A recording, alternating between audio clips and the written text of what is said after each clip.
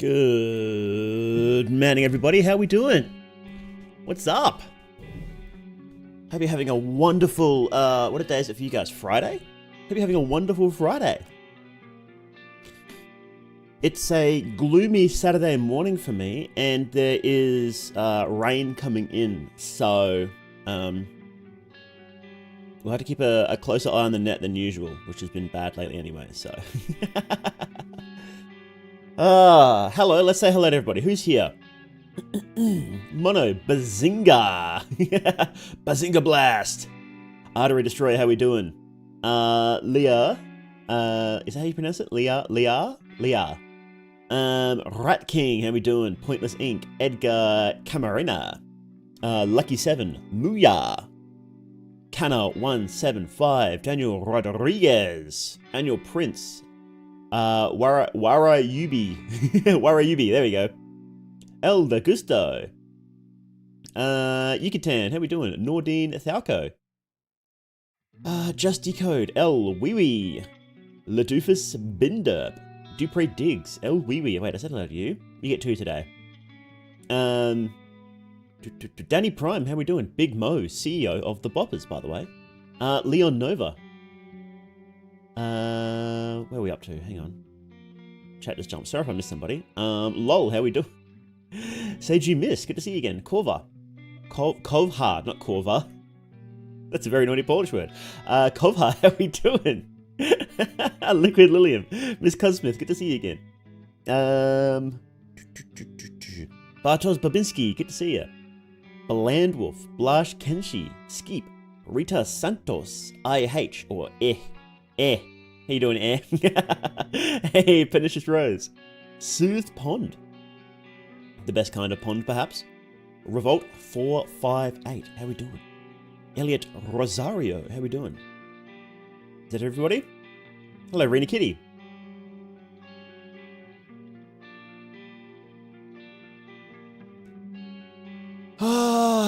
Okay. Gloomy Saturday morning. That's odd. It's also gloomy Saturday morning for me too. Oh. Well, there we go. We can be gloomy buddies. Gloom buds, as they say. And let's have a quick sip. My throat's a bit sore.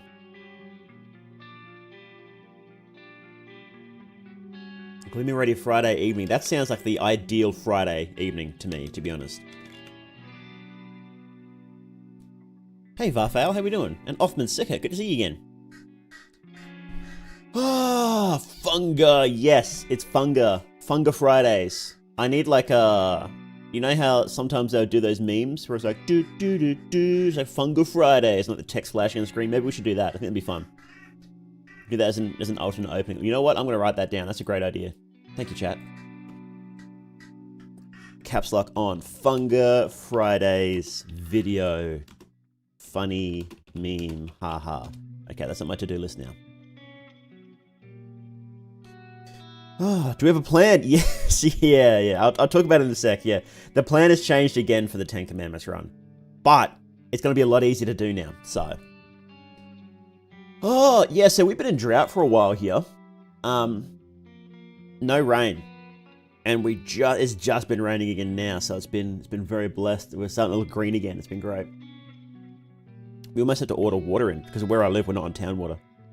Almost had to order water in. It's great. Actually, no, that wasn't good. It's the opposite of great. But the rain came in. That was great. Hey, Solo. How we doing? Come watch stream because I'm in need of sleep? Oh, yeah. No, that's alright. If you need to sleep or anything like that, don't worry about it. It happens. That's streams, right? Well, thanks for coming in. Hey, Gun Wizard. Yes, another change in plans. Because, look, it's a really hard run, and I should have done this from the start. I'm gonna play on easier mode just to figure out the path, and then we can actually improve it later. Because, look, this is like extreme hard mode, basically. I'm feeling that this is harder than Masso mode, because Masso mode you can still like gear up, but this one it's like it's incredibly difficult to gear up. So, how to find someone playing Termina? Really, is it that hard to find people playing Termina? Are they just playing the first game?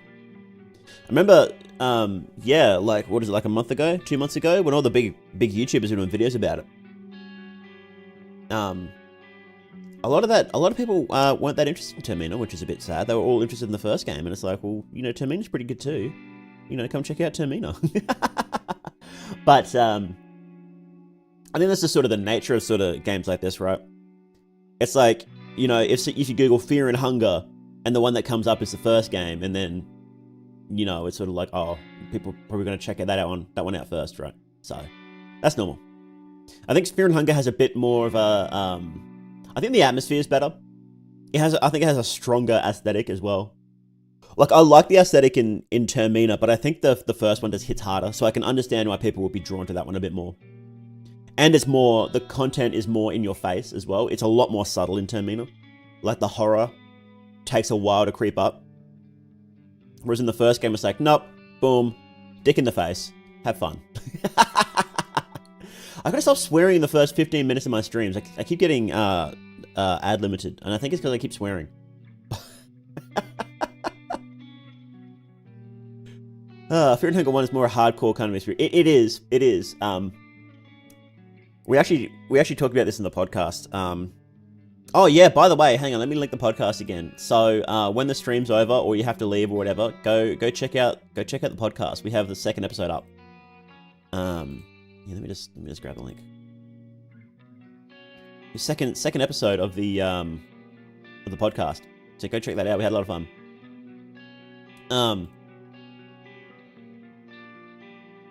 So yeah, like the first game is just more blatant in everything, more blatant in its difficulty, more blatant in its horror. And Termina, it's sort of taken a step back a bit, and it's still grim, and it's still got that like level of horror, but it's way more subtle. It's really a slow drip. And I think it does it well, but I can understand why people would prefer the first. I think I prefer the first game in that regard, in the horror and the aesthetic regard. I can definitely understand why people would prefer the first one, right? Iconic art style. It is. It definitely is, and I think the art style really fits the grim nature of the dungeon a bit more than it does pre-Evil. I don't know if it doesn't look bad, but I think the style just suits the dark, grimy interiors better than it does the open air areas. And I think it's harder to make just wandering around an open city in the daytime scary. It's harder to do that. It's a lot harder to do that. And Mira gave it a good shot, but it's just inherently less scary and less tense. So, you know, I don't know what you could do about that, really. More chasing enemies. Yeah, more enemy. I guess Miro tried that, didn't he? Because we've got you know, we've got the mob, we've got needles, we've got the death masks, we've got I guess we've got Gull Bros in Masso mode. Somebody said the Gull Bros are coming to are being added to other difficulties, but I haven't found a source for that, so I don't know. Take that with a grain of salt. And you know, in specific areas, you've got like the centaur, right? But I feel like the idea was more, instead of the constant pressure, it's more like you don't know what can pop out around from any corner. Because when you think about the enemies, the mob appears whenever they want. You know, you got the beekeepers, you've got the owl cultists, you've got needles, you've got the death masks. They just sort of pop up whenever they want. So I think the idea was more enemies spawning in unexpectedly. And even the bell ends, the first time you run through, you don't know where they are. In subsequent playthroughs, they're not randomized, right? But so I think the intention was that to have a more open area, but to have it feel like you don't know where the next threat is coming from. And I think in order to make that work, there just needs to be a lot more threats. Because one issue the game has is that it does start to feel empty, unfortunately. But that might be addressed in the next coming update, because Miro has said on Twitter that he said that there's a lot more enemies coming. Way more than we've seen, apparently. He hasn't given numbers, right? But because we've seen the Ringmaster, we've seen the Minotaur, and I think the one that won the contest was coming too. What was that one called again? I've forgotten the name again. I think that one's... I don't know if that's been 100% confirmed that the one that won the contest is coming in, but I get the impression it is. I don't want to say definitely though. Hang on, where is it? I had it here. Apotheosis. Yeah, Apotheosis was super sick. So, you know, that's probably the three ones. And Miro's like, yeah, there's loads coming. So, you know, that should really help the game, I think, having more threats everywhere. There's more character interactions coming. And we don't know a lot of the specifics yet. I'm super keen for it. Super keen. Contest winner was a Maxidor.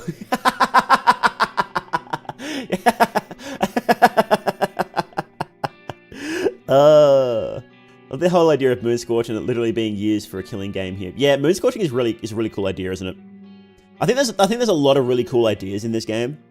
I just think that when it's all put together, it's just not as strong as the first game. And you know, that happens. I'm not saying it's a bad game at all. I think it's a very good game, but you know, and that's sort of the thing that you can only sort of really know once you've actually put the game together, right? It's hard. Like, you know, Miro tried something really hard and he did a good job, you know. Doing the challenge with another character? Yeah, I'll talk about that in a sec. Yeah, give me more, Oh yeah, they do have strange rules about what can be naughty, and they've started rolling out, language detection, as well as image detection. So if you put something pornographic in your video, it'll detect it. It's really good at that now. I was chatting to YouTube support the other day, just to double check, because they always change the rules, right? So I just like to ask them. I like to ask them, you know, is Fear and Hunger still okay? And they're like, look, we can't tell you if it's okay or not, which is just fucking useless. But what we can tell you is that if it's for artistic purpose, it usually gets a pass. So,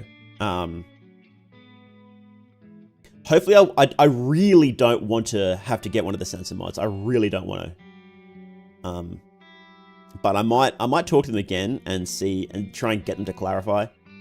And if they're like, look, it's not looking good, bro, I might have to get a censor mod, to be honest. And I don't want to, but if the choice is between that and not streaming, then obviously I'm gonna have to pick the censor mod, right? So, it's better than nothing, I guess. What's more artistic than Fear and Hunger? Well, I think, like, I don't think any, like, it's obviously not pornographic at all, right? Like, it's obviously intended to not, oh, how you doing, Cosmith? It's obviously not intended to be pornographic at all, right? But if somebody who doesn't understand the series at all takes a look at it, they might think it is. Which is the issue. So, you know, I think it's right on the edge. And it does get pretty gory. And there does, even for artistic purposes, there is limits. So yeah, the pinecone one is a bit lame, but there's two ones that just change it to black, and there's one that changes it all blurry. And I think Raccoon did that one.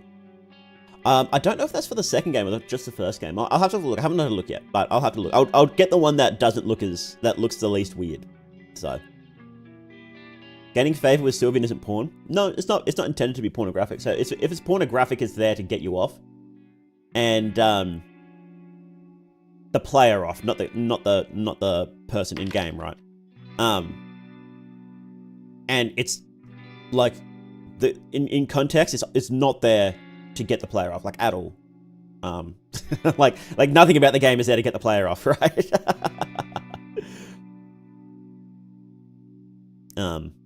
Yeah, it's not something like the games for Apollo always plays and keeps recommending. Oh man, for Apollo, we're gonna stop that, lad. Wasn't the first build of Fear and Hunger 1 leaked on a porn site? Really? That's hilarious. I didn't hear about that.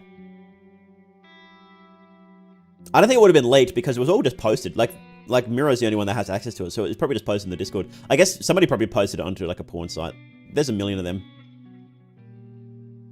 We've seen Chromole. Look, Chromole is, you know, he's pretty hot, right? But Funga Reddit seems to disagree. I don't really give a shit what Reddit thinks. I never have and I never will.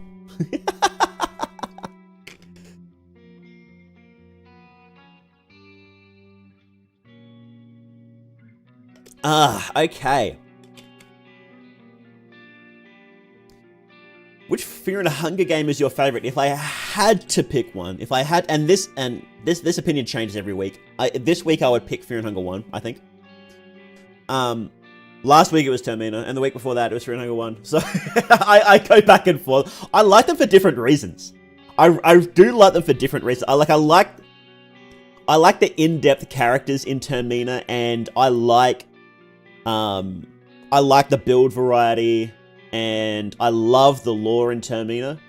But then in Fear and Hunger 1, I like the aesthetic, I like how broken you can get. I like how brutal it is. In every regard, it's brutal. I like it for different reasons, and then on each different week, I had to pick a different one. I do recommend Termina for new players, though, because that's a little easier to get into. Fear and Hunger 1 will just hit you in the face with a brick over and over again, whereas Termina is a bit nicer.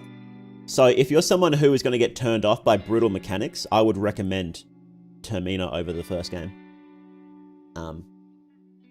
But if you just want to play for aesthetics, and you're just going to follow guides or whatever, and you just want to like get the story, or you just want, you know, a taste of the experience, I would say get the first game. So, wanted to say yes. Yeah, I'll just say yes next time. Which Fear and Hunger is your favorite? Yeah. Decarnation is the best Fear and Hunger. I never felt terror in Fear and Hunger like I did when I played Decarnation. So yeah. Would Dungeon Knights ever become your favorite for a day? I think it would. That was a lot of fun. That was actually a lot of fun. It was really, really, really lighthearted. I can't wait for Dungeon Knights 2, however that ends up. Pre-Evil Knights, I guess. Okay, how about we get started? Ooh. So, let's go back over the rules.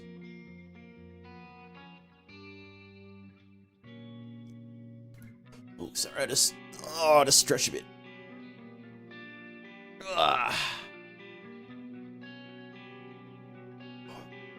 You know how when you have like a really bad sleep one night and then the next night you have a really good sleep and your body's like, boy, I like that.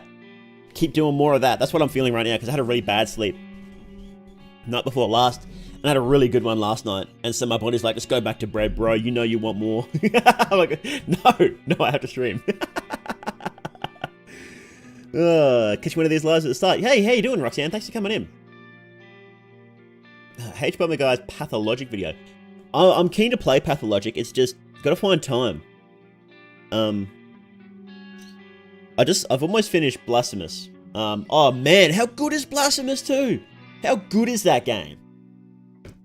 Oh, I can't believe how good Blasphemous 2 was, right? I mean, I still have to get one ending, so I'm not quite done yet. But man, what a good game. Oh, we're eating good lately. We got Blasphemous 2. We got, what's it called again? AC, Armored Core. I was going to say Ace Combat. It's not Ace Combat. It's Armored Core. Great game. And they're the only things I'm playing that are coming out recently. Well, bangers. It's bangers. Oh, I was just thinking about Blasphemous 2 all night. And, I was like, man, what a good final boss. Well, second to last boss. The final boss, I don't know. It's one of those meme bosses, right? Sort of during a stream last night, gonna start at this point. Oh, yeah, like, I can't recommend it enough. If you like Metroidvanias, if you like 2D Souls-likes, if you like the first game, it's awesome. It's the first game, but better, and I think they just nailed it. Even my complaints about contact damage in the first game didn't feel half as bad in this one. I think it's just because the rest of the combat is so much smoother. In the first game, because it was still awkward. It wasn't bad, but it was awkward. And so the contact damage just felt really shit. In this one, there is contact damage in a lot of the fights, but it doesn't feel as bad. Like, it doesn't feel half as bad, so. I know you have no love for Bethesda's BS. What's your take on their Doom games? I never played them. I'm not really into first-person shooters these days. Especially not AAA ones, so I didn't really bother. And I was never a big fan of Doom back in the day either, so. Had sick music though, the music was pretty sick. Yeah. Did they make it or did they just publish it? I don't remember. Because I know they publish stuff too. Anyway. First one's a little too hard. I heard this one with weapon variety is more balanced. I think Blasphemous 2 is harder. I legitimately do. But you have more abilities as well, so you have a higher skill ceiling now. The real final boss, not the meme fight at the very end, but the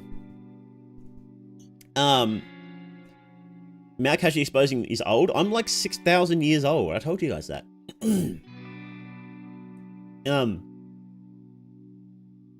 I think that the real final fight is almost as hard as the bonus fights from the first game. You know how you had to fight Isadora of the Dead? And how much of a nightmare that fight was? I think that the final boss in Blasphemous 2 is that hard. I legitimately do. He's so punishing. He's so punishing. But I think it's balanced really well. It doesn't feel bullshit at all. Like, none of the fights in this game feel bullshit. Like, a lot of fights in the first game felt bullshit, but this one, it doesn't. And I think that's what makes it feel so much better, is that every fight feels fair.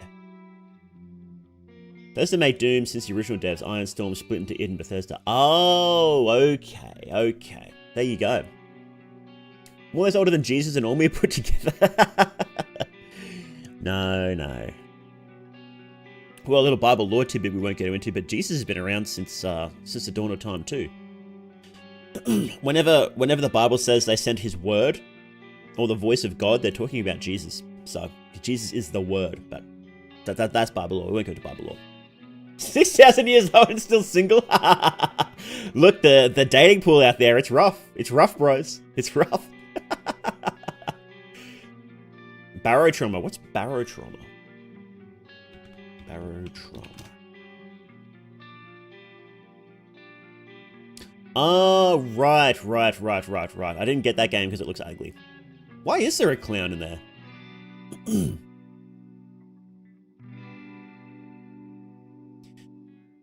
Okay. Okay. I'll just have a quick sip, then we'll get into the actually get into the stream, huh?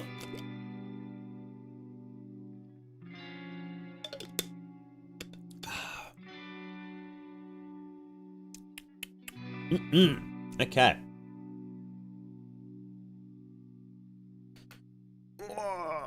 Stretch. Love the podcast. Thank you very much, Miguel. I appreciate it. Yeah, we have a lot of fun doing that. We have a lot of fun on the Look, I was a little bit like, there's always, whenever I do collabs, there's always like a worry that it's going to be awkward. Even though I've known these guys for like, well, I've known Bones for years, but I've known these guys for like 9 months, right? Ultra Apollo and Raccoon. But there's still always the idea like, oh, it's going to be awkward. We're going to bomb. It's going to be so shit. We're going to have so much dead air. But then when we get into it, it's like, we're just playing each other. It's great. We really have a lot of fun. So I'm really glad it's people are enjoying it, because I'm really enjoying doing it. Legal lolly vampire. I'm Mao-chan. I may look young, but I'm actually 6,000 years old. Okay. Oh, okay. So what we're doing is we're changing it up a little again. Right. So let me just go back over the rules for anybody who's here for the first time, and maybe anybody who's forgotten. Let's just go back over the gameplay rules of this challenge, right? So we're trying to beat Fear and Hunger Termina without breaking the 10 Commandments. So they're on screen here. Now, so these ones highlighted in red are the ones that basically won't affect gameplay. Now, number 4, honor thy mother and their father. The only person that applies to is Dan, because, of course, spoilers, Needles is his father-in-law. So you're not allowed to kill Needles as Dan, but for everybody else, it's basically only the ones in red. You only have to pay attention during their backstory. So,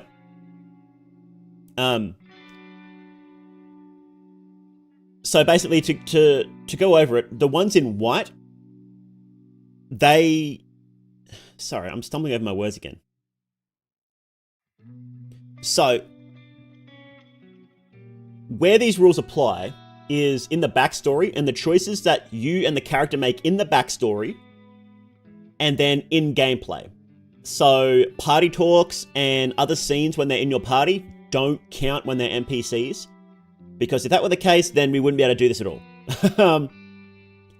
So it's only what happens in their backstory, the choices that you make in their backstory, and what you do as a player while playing.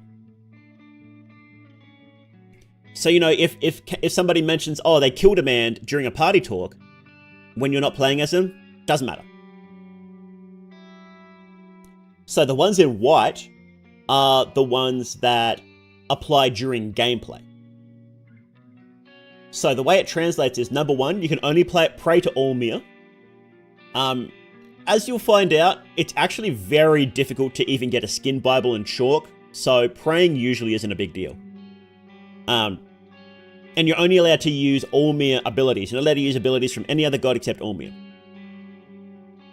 Sulfur counts. Sulfur is fine because, at the very least, he's the shadow of Allmere, so they're basically the same thing. Number 5, thou shalt not kill. You're not allowed to kill any living enemies. So anything that's explicitly undead, and it has to be really explicit. So, the ghosts or Poe, or the headless dogs.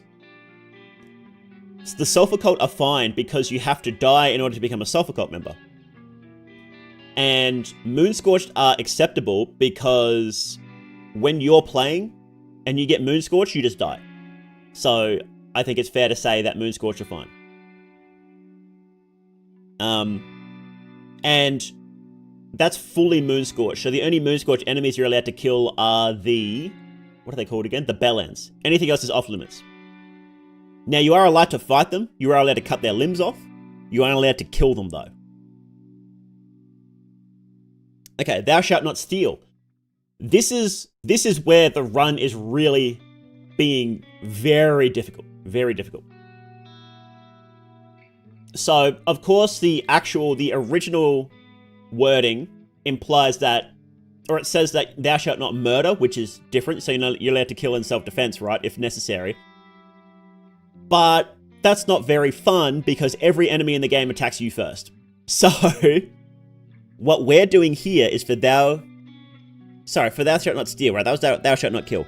For thou shalt not steal, what it means is that we're not allowed to loot anything. We're not allowed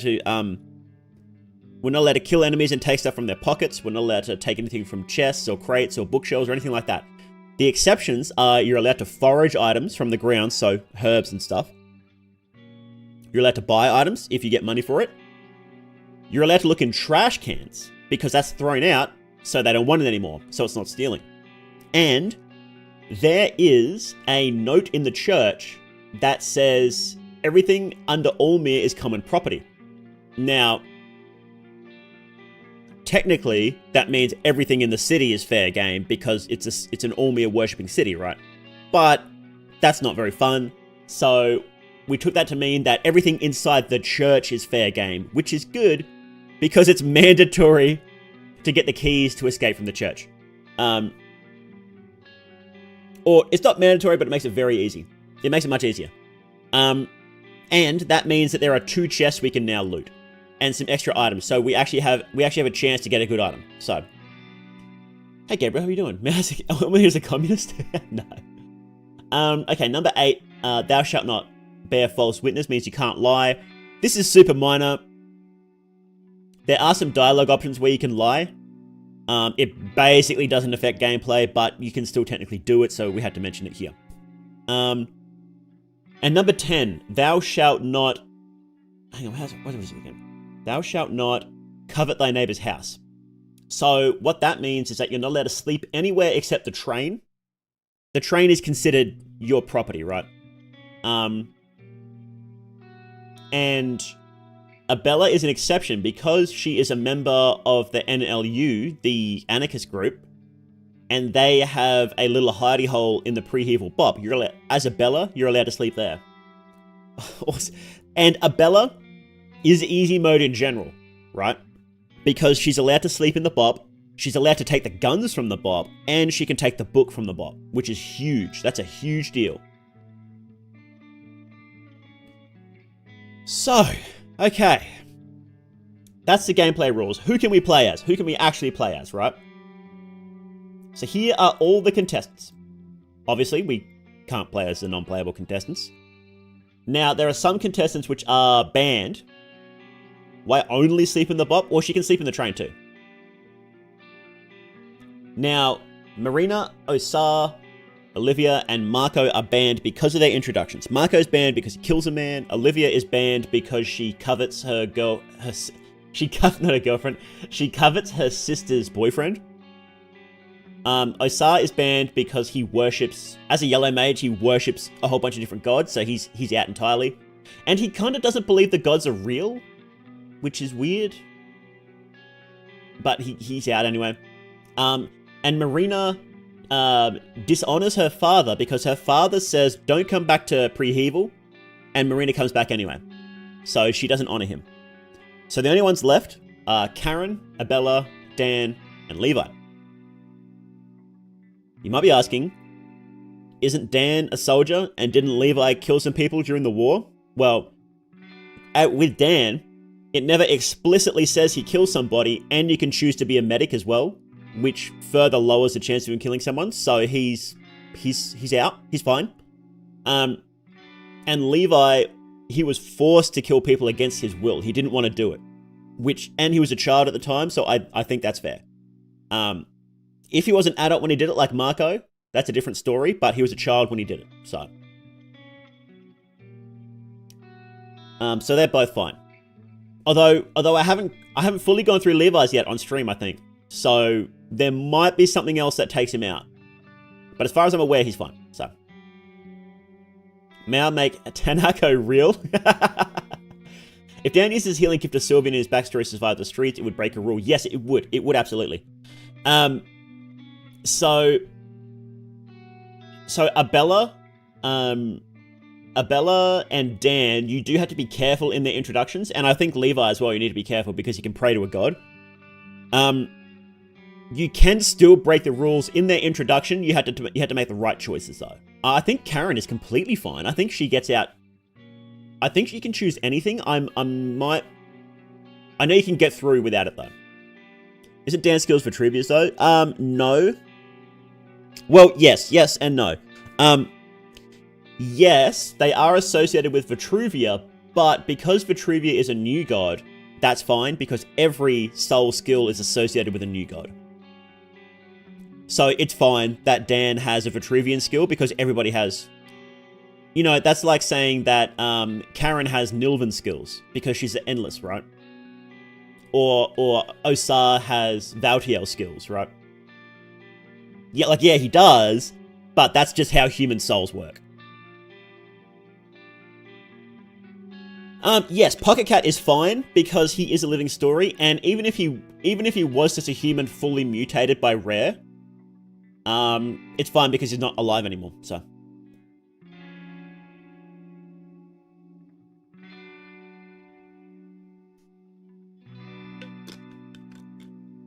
okay. New gods are saint tier, so they're fine. They kind of are, aren't they? That's what it feels like. They're saints. One of the commandments is that you can't use the Lord's name in vain, so that means you can't use all his skills in vain. We honestly probably won't get any. The only one we might get is Longinus. Everything else, because we can't pick up the bone swords, so there's a real chance we won't get any soul stones. The only soul stones we'll get are RNG from the very few containers we can loot. So, yeah. You broke rule number 7 already. You stole my heart.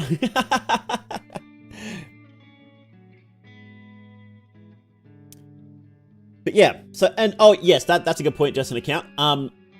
So we're not doing like a full Christianity run here. We're not doing like the full Bible rules. We're just doing 10 commandments. So if something breaks another rule, but isn't on the 10 commandments, that's completely fine. It's completely fine. You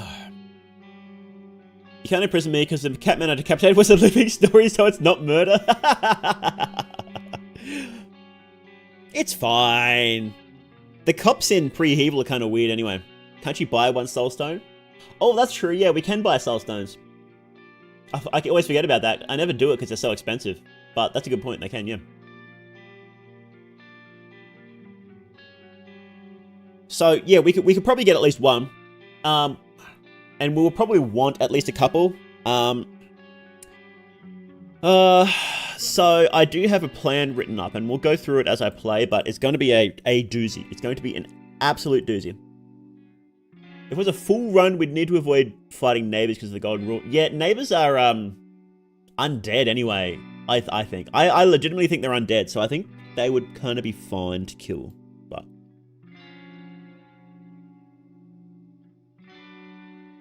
it's tough because you can't take a lot of stuff. It's really tough.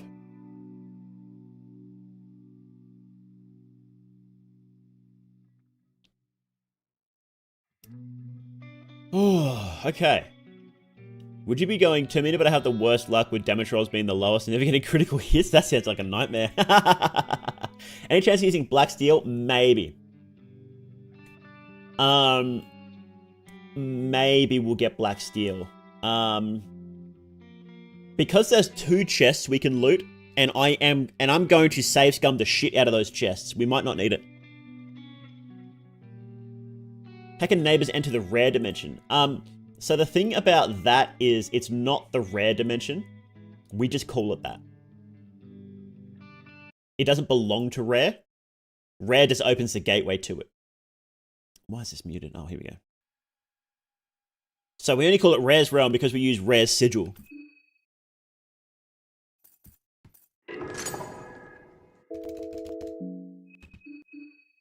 Christina, there we go.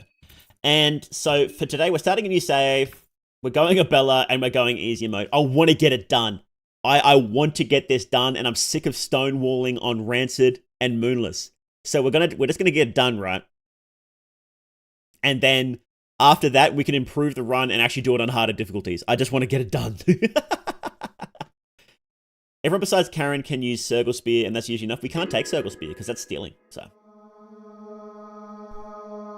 what do we call you, Senpai? I'm gonna get myself banned. Okay. Okay, so we've done this before, and so we want to go learn mechanics to get Wrench Toss, because Wrench Toss is goated. Need to play Termina so I can find a character to sim for. Well, there is quite the array of characters to sim for, so. New stream, new save, new same shit. Okay, so the general lines are all fine. It's only the choices. Now, we can't report him, because if you report him, she steals from him. She takes papers from his coat, which is stealing. So we need to take him back and treat his wounds, is what we need to do. Well, you can still do the limb removal. We just, because getting the Circle Spear is automatic, what we can do is just throw it out afterwards, because it's not a conscious choice to take it. The only choice we're making is to take out the limb. So, gonna make a video covering the successful run. Yes, I'm gonna do that. I'm gonna try again. I do want to make a video of this. So he gives us Alpha Sword, which is a great weapon to start with. And weapon craft or trap craft doesn't actually matter. Oh, I guess trap craft would probably be better. Because it might be useful, because you can actually get enough stuff to make like 1 or 2 traps. You're basically not, because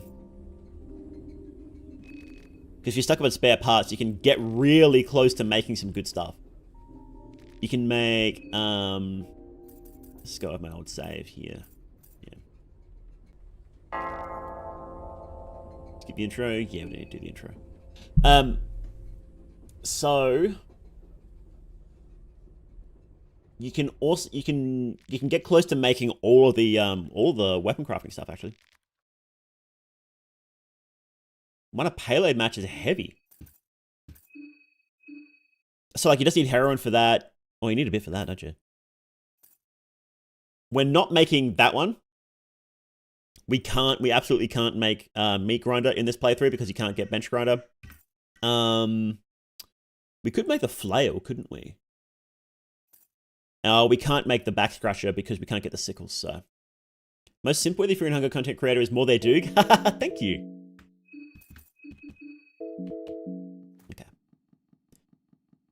Officer Sword and Heroin is best early game weapon. It is really good. It's really good late game too because it's guaranteed poison, and that's actually pretty rare in this game. We were arguing back and forth whether or not you'd be allowed to take the map last time, but you kind of need to because you can't use that bed without the map, without taking the map. And we're like, well, it's in the train, so.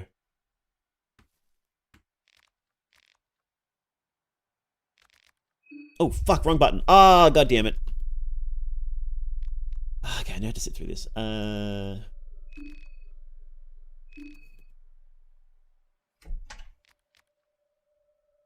Tanaka's the only character that gains XP. That would actually be hilarious. Gets stronger with every shilling that he has.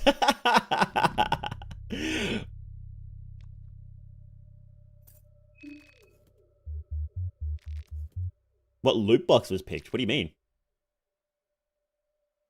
It's getting items from Pinecone Pig acceptable. It would be if we could get Pinecone Pig, but we can't get Pinecone Pig.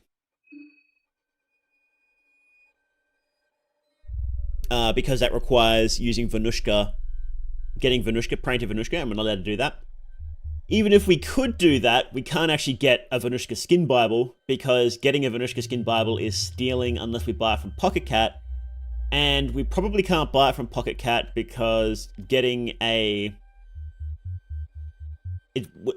amount of heads we can get is super limited. It's only like at the very end. And we might not even be able to cut off heads because getting bone saws is RNG from trash cans. So, it's getting a pinecone pig would just be, yeah, it's just, there's so many things. So, oh yeah, we get one suitcase on the train, right? We get one suitcase on the train, and that's just considered our suitcase. So, I forgot about that. If Ulmir is really the sulfur god, that doesn't rule number 1 broken. No. If they're the same god, then it doesn't really matter which one we pray to, does it?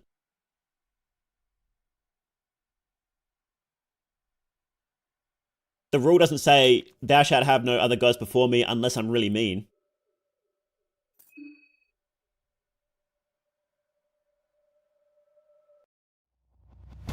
Really funny if it did, though. What the hell? There we go. Okay. Hello, Marina. Oh, right. You say it's Monday, don't you? What are you doing? A little artistic. Actually, I hate drawing. I'm really bad at it. Luckily, ritual circles don't require the same skill. I just have an ominous feeling about this.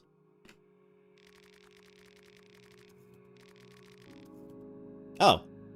Oh, right. I forgot she gives you a skin Bible on easy mode.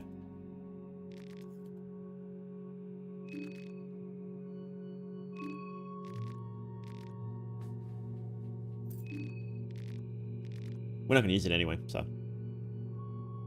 We'll take this one. Cloth wrapping. Oh, nice.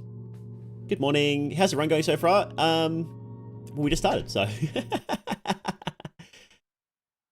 you think the number of enemies coming in the update is closer to 20 or 30? I don't know. Those are some big numbers.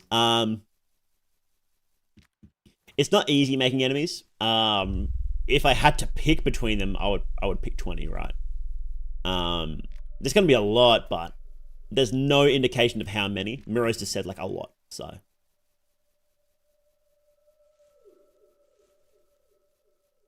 How did you fail last run with Dan?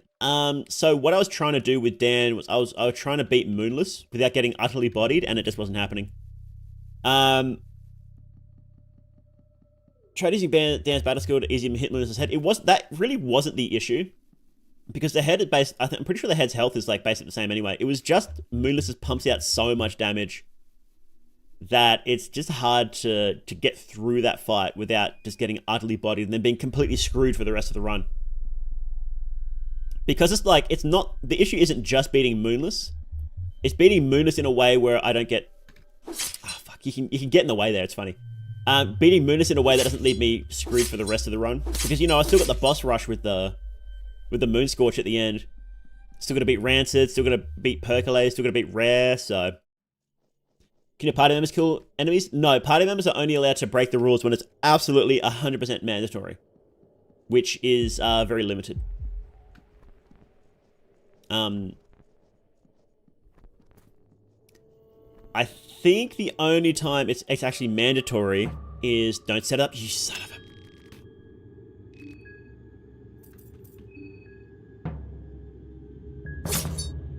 The only time it's mandatory is... You're kidding me. You're actually kidding me.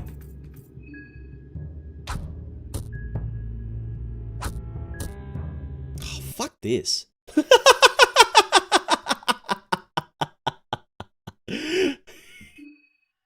I'm not doing it. I don't care.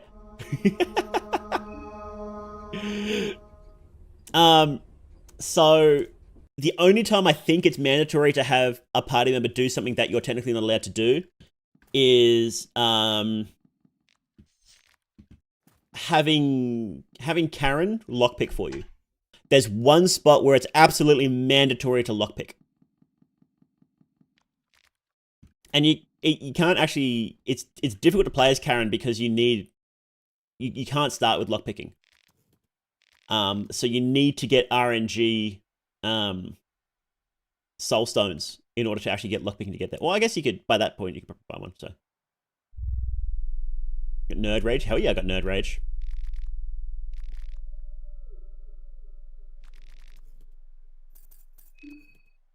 If you try and run from the bear trap is set, do you at least get trap? No, so bear traps work a bit differently in combat. I don't remember if they take your legs off, actually. But if you run from the fight, you won't get bear trapped. But running from the fight is RNG, so it's better just to guard. It's bad RNG to get bear trap in the first turn. I don't think it should happen.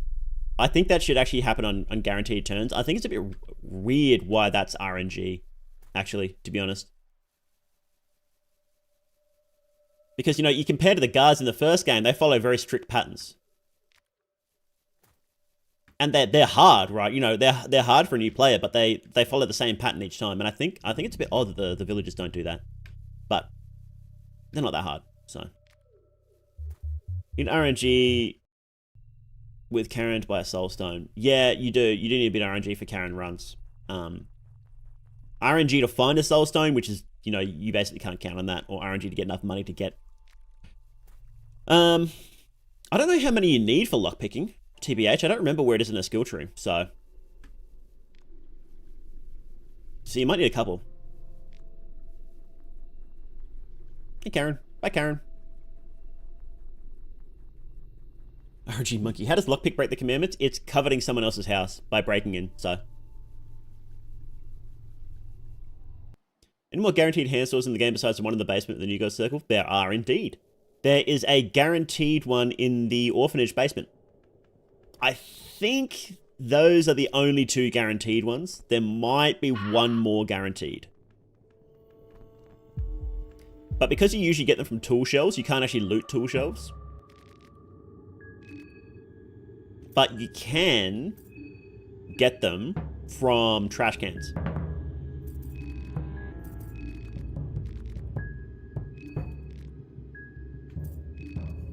Now, you can talk these guys out of attacking you, but you can't talk them into giving you stuff. Because that's extorting them, which is stealing. So, why are you sleeping in the train? Just make it harder? It's so we don't covet somebody else's house. The train it counts as our house. Except when you're a Bella, then the pre-heval bop counts as yours as well.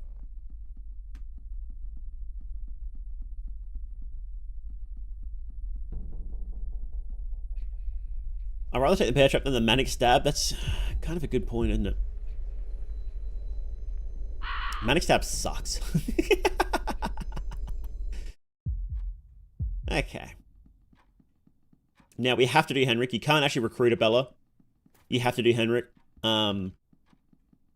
Because of the way the game is sort of structured, you can't get into town without the sewer keys in this run. Unless you want to sleep until day 2, which we kind of don't want to do. There's a lot of stuff we want to do before day 2. It's because Abella's from the Resistance. Exactly! Abella's from the Resistance. See many challenge run premises, but never one that's commandments based. Yeah, it's I've seen a bunch of YouTube videos. There was one recently about it in I think it's Skyrim. And I was like, that sounds fun. And so I wanted to try and do it in this, and it's been a struggle. I won't lie, it's been really hard. Okay. Now, the way we do this one is you usually need to, in order to get to the basement, you either need lockpicking, to steal the mana keys, which we can't do, or to draw a Venushka sigil, right? So usually you need to come down here, take these mana keys right here, which I'm obviously not going to do, and then go down to the basement. Or draw a Venushka sigil to climb down, but because it's broken right now, we don't actually have to draw the Venushka sigil, so I'm not going to do that. If that gets fixed, and I'm hoping it doesn't get fixed, if that gets fixed, then I think this run might be dead. I think it might actually be dead.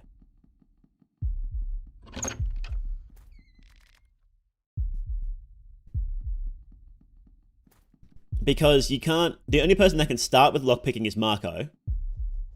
And you can't play as Marco. So I think you would have to sleep until like day 2. Because I'm pretty sure that the gate opens up on day 2, so. Can't you play with the Ouija board? No, because God of Fear and Hunger affinity is required for that, and we can't do that, so.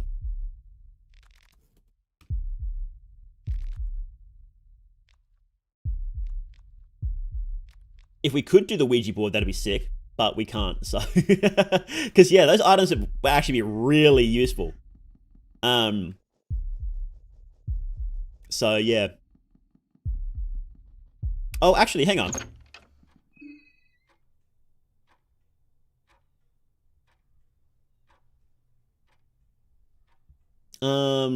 Let's see. You don't actually need the Ouija board. You don't need Fear and Hunger Affinity for the full Ouija board quest, do you?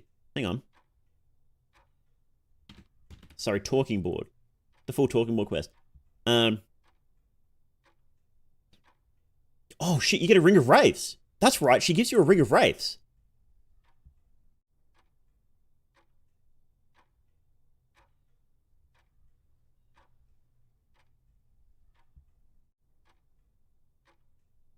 Ooh, ooh, ooh, and you get the doll, don't you?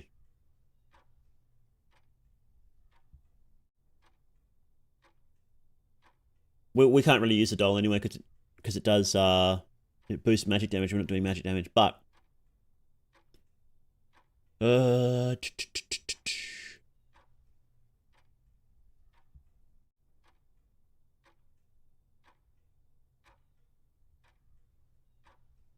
so we could probably do that actually. We'll have to recruit Karen first because there's a locked door there. You know, where's Gabriel? Thanks for coming in though.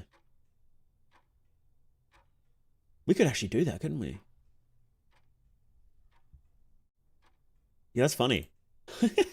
Does that break the 10 Commandments? What do you reckon? Let's look. 10 Commandments. Have no other gods before me? Well, it's not gods, it's ghosts. It's different. Thou shalt not take the Lord's name in vain. No. Sabbath day. Thou shalt not kill. Commit adultery. Steal. Bear false witness.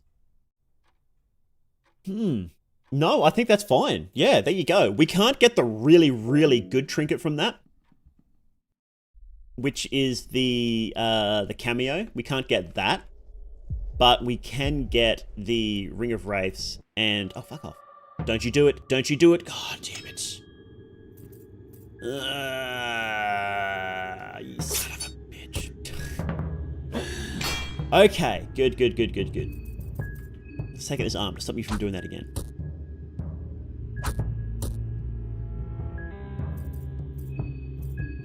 Okay. Nope. No, no, no, no. If you get pinned there, you can actually, like, have to restart because, we don't want to go that way, do we? Because they can get you pinned there and you can, like, not escape without having to kill one, so. Where's break the trap instead of guarding? I find it easy to guard because the guy's going to hit you right afterwards. And the trap vanishes if you guard anyway, so there's no point in actually breaking it. Unless you have multiple team members. Okay.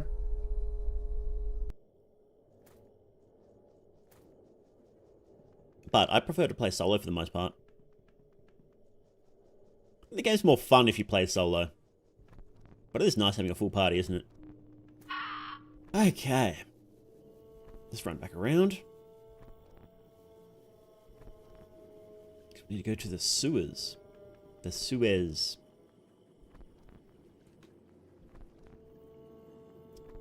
So then we go into the sewers, and then we go up into town and we go to church because I want to open up those shortcuts. I want to start doing that.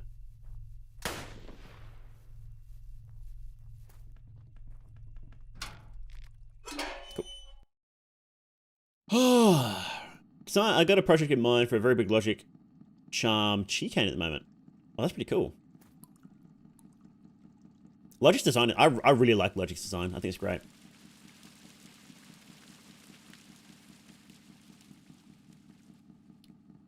We go this way. No, no, no, no, no, no, no, no, no, no. Fuck. We're allowed to kill these guys. I just don't want to because fighting neighbors is an absolute pain. And I really just don't want to do it. Especially not without a full party. We're actually going to get a full party on this playthrough. It's pretty easy too. And it's going to be very useful because we need to pick up Karen anyway, so we may as well pick up like Osar and Olivia, right?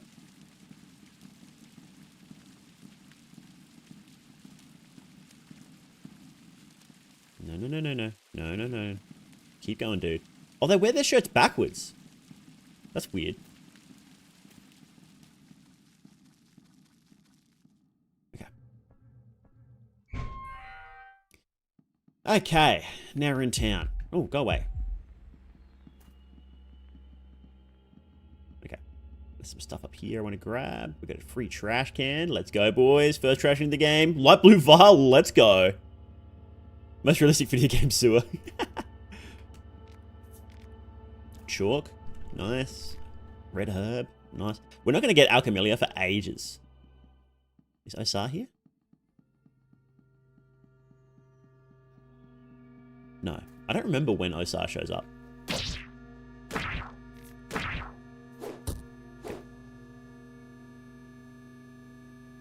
Okay. Don't show Civi 11. Who's that?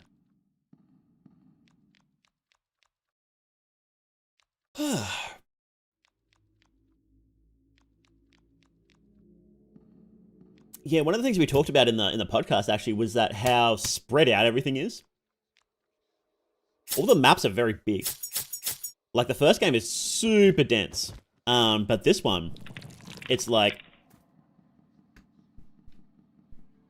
you know, everything's just really spread out and there's like lots of empty space. Hey JD Prime, it's going okay. We just sort of started. Do I want to loot these? I may as well loot these while I'm here actually. Okay. Oh, Purifying Talisman. Sick. That's really useful. So that's, somebody asked before, what are some RNG ways the run can fail? Pep pills? Hell yeah. And the only real RNG way the run can fail is getting a talisman. Because you need at least one Purifying Talisman. And you can buy one. And they are fairly common from chests, from looting, but because looting is really limited in this run, there is a possibility that you won't get a talisman and you won't get enough money for a talisman. That is a real potential chance. But thankfully we just got one straight away, so. I had no idea how big the areas are, yeah. It's just in Termina, it's just way bigger. Which I think was intentional, so. Yeah, getting pep pills is really nice. Getting pep pills are going to be a really huge deal. They're going to be mandatory in some of the fights. Because we can get... If we're lucky, if we get enough money, we can get a small things amulet. But... there are some fights where that doesn't work. And because there are some fights where that doesn't work, it means that... sorry, I have to be careful. It means that we have to plan for not using it. Which means pet pills, so... there we go. Ah, yes, we're allowed to take that. We're allowed to take that, that corpse at the top. Because it's in the church. Everything in the church is fair game. I'm leaving that chest for later because I'm going to save scum that, and I don't want to grab that yet. So, because if I reset now, I've got to do shitloads of stuff, and I don't want to do that yet. Nice. Beetlestone will be not a huge deal. Beetlestone isn't going to be a big deal, but it's going to be pretty useful. So, just in the long term. Drugs brought up in the commandments? They are not. We can take as many drugs as we want.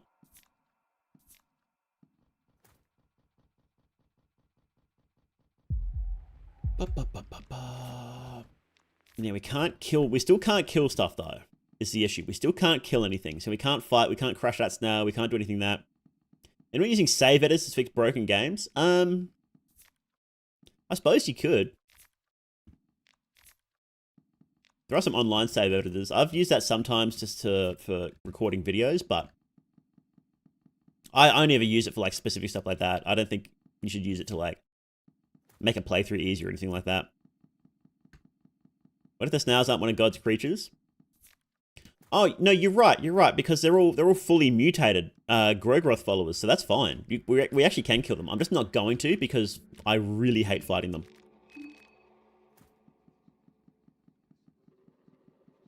I think they're one of the worst enemies in the game to fight, TBH. They can ruin a run, like, instantly, if you're not careful. So they're just not worth fighting. Okay, we'll have to come back there later to get Samari. I don't feel like doing that now, though. Okay, this guy's easy to dodge if we go around here. They have to kill animals like ratmen. Yes. But, again, we're probably not going to fight them, so...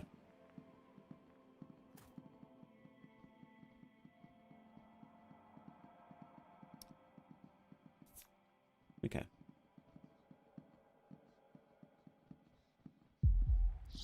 Fuck! God damn it. Ah! Is there a way to avoid mind control? Nah, not as far as I'm aware. If I don't run, this run is just dead. Okay, please leave me alone. What? He sprinted right back towards me. That's bullshit. If I get mind control, this is just GG. Can you fuck off, please, dude? Thank you. Okay. Okay. Let's open up some shortcuts. There we go. If you don't actually use the elevator, the shortcut doesn't get unlocked, as I found out. I went down there, didn't use the elevator, and then tried to use it from the other way, and it's like, it failed. Is that Gary? Yeah, it's Gary. No, it's a mind flayer. More stuff down here. Oh, no. Fuck off, dude. Oh, that's going to be really annoying to come back that way, isn't it? That's okay. Okay, so next on the list is we go and... Okay, so we left the chest. So I can save now, or I can try and go get Osar. I think I might go do that and get that done. And unlock the shortcut from the train.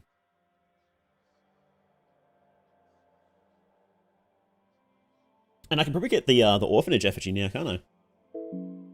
Because we need to go back there on day 2 anyway, for Karen. So, what we can do there is go back and then do the orphanage then, because we'll need Karen to do the orphanage. Need Karen to do get through the door there to get the talking board, so.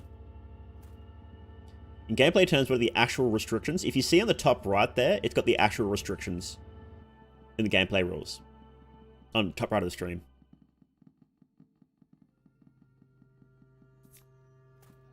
Oh, we got a bone saw, nice.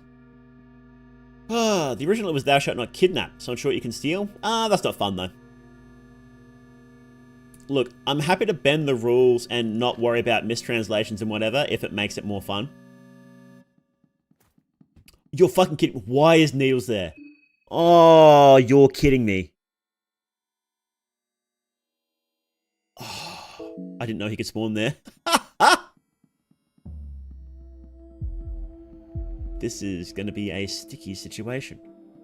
Try confession booth? Yeah, we can use the confession later. I think we should use the confession later. I don't want to do it now yet.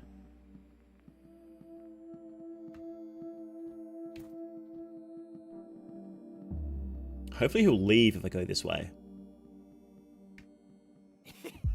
No, shit. Fuck. Oh.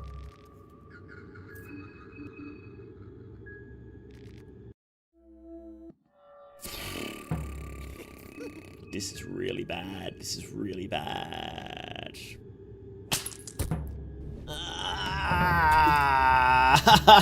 No. Let me run. Fuck.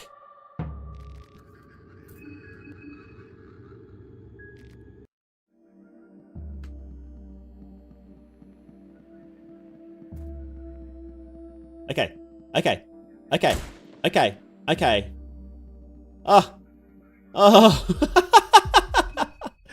Oh, man. Oh, that was awful. I didn't know I've never seen him spawn there. I have legitimately never seen him spawn there.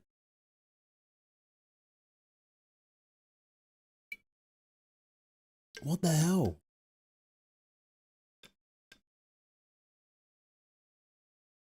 Oh, if that was normal mode, I might actually be dead. No, he won't one turn you, but I would be like at 10 health left.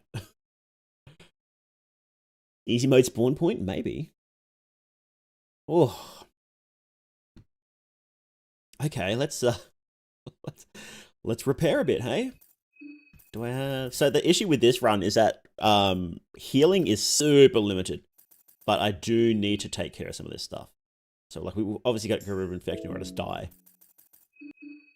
And poison? He poisoned me? Fuck. Poison is legitimately an end runder, a run ender, because we can't get any white vials. Fuck off. Oh, I should have just saved. I was greedy. Oh, I should have just saved after the church.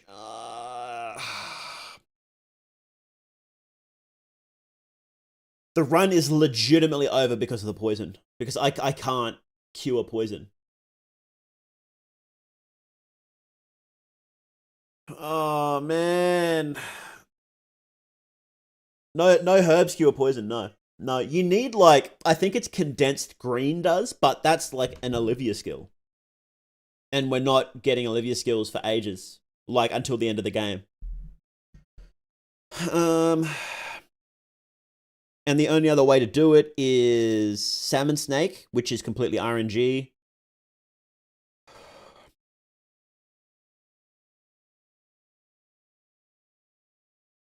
Look, what I'm going to do is I'm gonna loop around to the gates of the city and search the trash there. If we don't find a salmon snake, then I'll reset. Salmon snake will cure it, but salmon snake is like ridiculous RNG. Why no white vials? Because they're all stealing. They're all in fridges that we can't loot. So, oh, go away, Bobby. Go away, Bobby. Okay, here you go, pocket cat.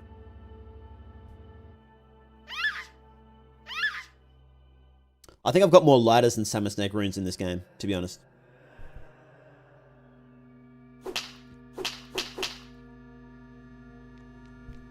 Poison immunity ring was stopped. Well, it doesn't block half the poison anyway. It doesn't block toxic, so it's utterly useless because only like a couple enemies do poison. And the only time it would actually be useful is in a fight where a boss does it, and all bosses just do toxic, and it doesn't help. So, orphanage a fair game? Orphanage isn't fair game. No. Only churches, and yes, the orphanage is technically church property, but it's like at that point the whole city is church property. So it's kind of like, well, you sort of had to draw a line somewhere. So, please go away, Bobby. Please go away, Bobby. Fuck. Am I the last child who pretty evilly just sacked? Yeah, probably. The last one left alive. There are trash cans down here. Are there? Am I just crazy? No, they're down here, right. Challenge is impossible? No, I don't think it's impossible. I think it's very hard, but I don't think it's impossible.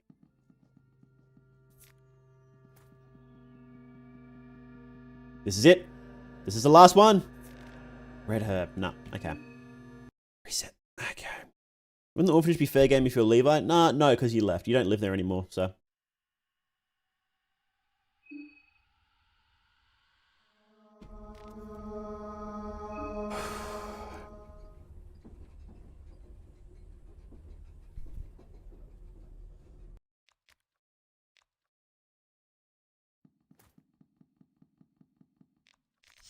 Blue vial. I think you can get a white vial from those containers, but you only get one of those containers in the whole game, so good luck. Resetting until you get a white vial from a suitcase. That might actually be worthwhile.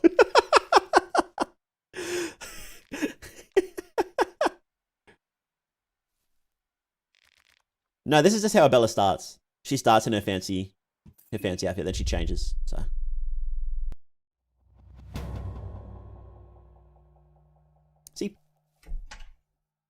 Did I get the map? I did, yeah. You stole from the trash cans, that's not stealing. Let's go this way. And then I'll pick up this stuff.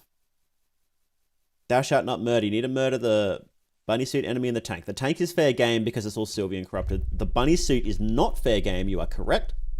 Because as far as we are aware, the Sylvian trooper is fully living human. So we're not doing ending A, we're doing ending B.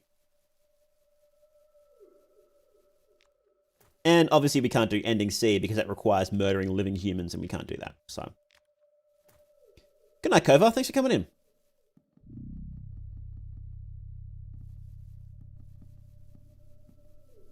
Oh, yes, ending A would be the best bet, but Sylvian Trooper stops that because she's as far as we're aware, she's a fully living human. So, he's a fully living human. Is the janitor a sulfur cultist or a crazy rare dude? Probably a sulfur cultist of some sort, but we don't know. It's not really elaborated on. Unfortunately, about 90% of questions you can ask about this game, the answer is, I don't know. The game never explains it. We can guess. You can make some good guesses.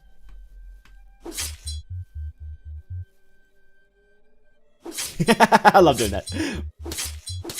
And they're not just marriages. The tank is, platoon is, Sylvian Trooper, it's not really confirmed. So. People think that the troopers are marriages, but just because they have weird anatomy doesn't mean they're necessarily marriages. There's a lot of stuff that could happen. So I'm not entirely convinced that they are inhuman as well, so.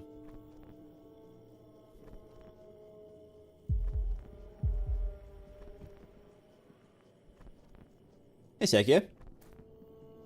How you doing?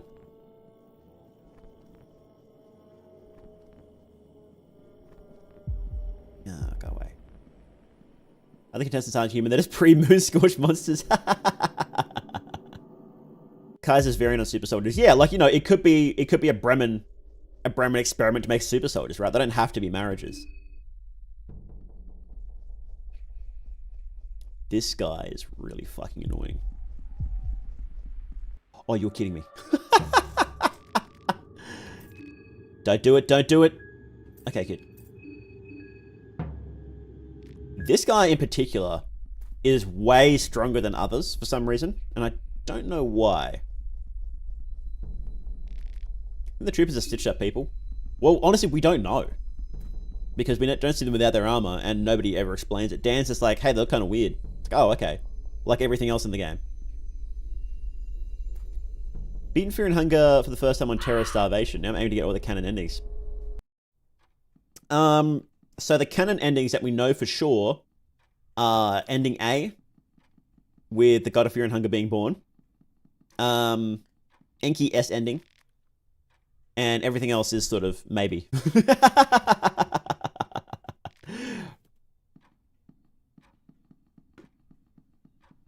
What if we hypothetically shot out a 50 caliber shotgun and someone happens to walk in front of it? Makes me sad that Miro lost so much from his hard drive. It was about a month's worth of work, which definitely does suck. Don't get me wrong. But, for context, the last update was on January 31st, right? So, it's been, what's that? 7 months since then. So, he's done 6 times the amount of work that was lost since then. So, he only had to remake a month. Which sucks. Like, it really does suck. Don't get me wrong. But, it wasn't like a huge amount. And like, you know, there's like an entire update lost. It wasn't that much work. So, Rackavator S ending is not confirmed canon? No, it isn't.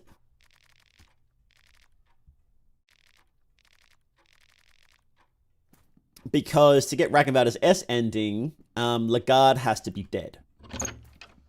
And Darce's S ending is not confirmed canon. So, I think Lagarde becoming a new god is canon, and not that Darce S ending is canon. And Lagarde and Ragnvaldr can't do his S ending if Ragnvaldr is still alive. So,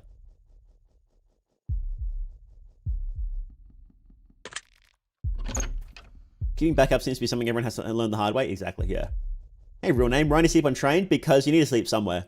You actually need to sleep to finish the game, and you know, it's basically your own house, right?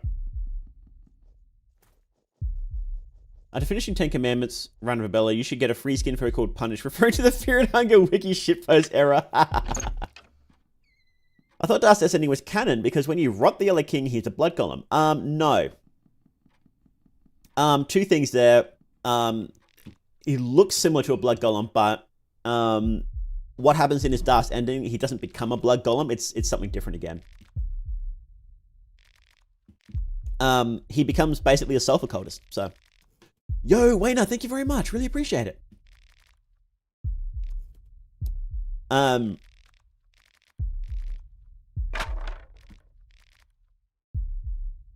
there we go. And that is... I don't think that's canon, because how he's described in that ending as basically a bloodthirsty monster with a completely different personality... That doesn't seem to be the Kaiser we meet. That doesn't seem to be him. So I don't think it is him. And I do think he's a new god. Because he's the Yellow King, and he's exactly the same as when we fight him as a new god. Like, it seems weird that it would be identical. So, Fear and Hunger 3 confirmed. I would bet on it. You know, I think the only thing that would stop Fear and Hunger 3 from existing is, like, you know, life changing in some significant way, and Miro, like, I don't know, getting in a car accident or whatever. You know, touch wood, right? I think that Miro is definitely planning to make Fear and Hunger 3. You know, who knows when that's going to be, right? You know, 3 years time we'll get a demo.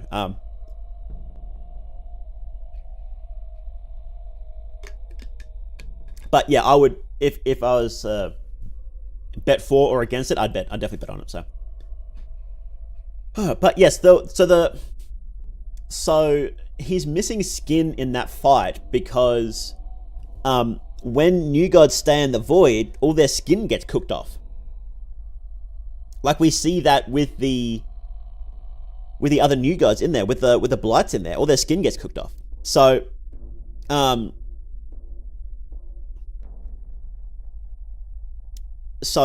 fits better. See, look, so Apollo, that's the thing, right? You know, it could have been that he was resurrected by Das and became rebirthed, right? And then something changes along the way, and then he becomes basically a new god. But it's like, hey Dennis. Oh, excuse me. How you doing, Dennis? And hi, Ryan. Oh, excuse me. But then it's like, well, if you've got two things, right? You've got two options here, right? So we know he ends up like a new god, and we know he's cool, calm, and calculating, right? We have one ending where he becomes a new god and is cool, calm, and calculating, and we have one ending where he becomes a bloodthirsty monster. Which one is most likely to be more accurate? Technically, he could have, you know, become, you know, changed over time after he became a bloodthirsty monster, but there's no hint of that happening unless it's said in game somewhere. And this sort of comes up a lot, where people are like, well, this could have happened, or this could have happened, and it's like, well, yeah, a lot of things could have happened. But that's just not how stories work. Like, why would this... If the evidence is pointing towards a specific thing happening, why would you, like, make up a hypothetical about trying to jam something else in when this other thing works better? And with Fear and Hunger, there is a lot of mystery, right? There is a lot of mystery. There are a lot of things that we simply don't know. So I don't really blame people for trying to make these theories fit, because no matter what theory, there's always going to be a few you know, steps you have to take in the dark. Leaps of logic. So I don't really blame people for doing it, but it is something I see happen a lot. Like if you're comparing a bunch of theories, you can't try and make a theory that you like fit. You have to base it on what we see and then pick the one that is most likely. And you know, in the next update, we could get a bit of lore that says, actually, no, this thing that, you know, seemed more convoluted is actually more correct. So that could happen, you know. So we do have to keep an open mind whenever new lore gets dropped, whenever new updates come out.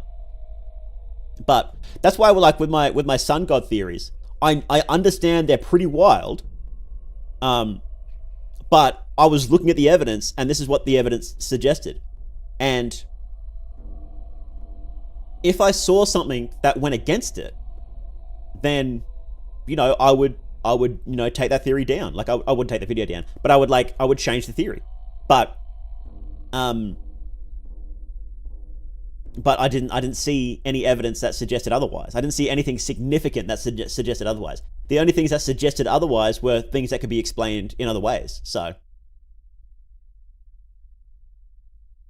what's the law reason for the right interaction with the Yellow King? I think that he is. I think that he was basically trying to make himself look prettier, basically, and then you just rot his skin off. So, but I don't think it's ever explained why he would have fake skin. So, could both things coexist? So that's where you're getting to the same thing. It's like, well, could both things happen? It's like, would both things happen? Probably not. There's never been an indication that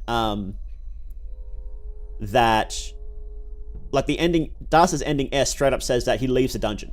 He's a bloodthirsty monster and he leaves the dungeon. And the New God ending basically says, well, he didn't die in the first place. So, like, could they both exist? That's the same thing. Like, could it happen? It could happen. Yeah, it should. Like, it could have, right? But is there any indication that it did? Like, not really, no. Better game theory than MatPat? I don't know. I like listening to his theories. I don't play the games that he talks about, though, so I can't really tell how good they are. Basically using causality and verification in your theories. Yeah, it's like, I like to think of it as like Occam's razor.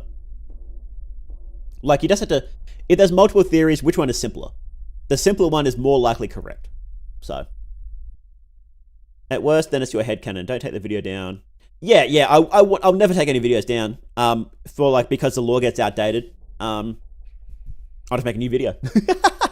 Think Lagarde to make an appearance in the third game? I reckon he will. I think Miro said he might, but he's not like the focus anymore, which makes sense. And he said that. No, he was talking about Pocket Cat, sorry. Pocket Cat might come back. I reckon Lagarde will, because so far the games have been the story of Lagarde, but it feels like Lagarde's story is done from what he was saying in that game, so.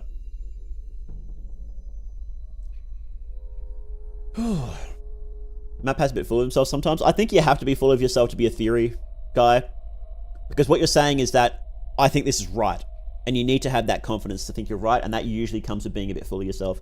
I'm not gonna lie, I'm full of myself. You don't become a public figure on fucking YouTube without being full of yourself. The guy becomes new Nash Ra, that'd be sick. Occam's razor. Antichrist is Jesus. It's not even weird. Yeah. Stream getting porn ads? What? How you doing, Lapon Kotsu? Unfortunately, I don't control what ads YouTube puts on here.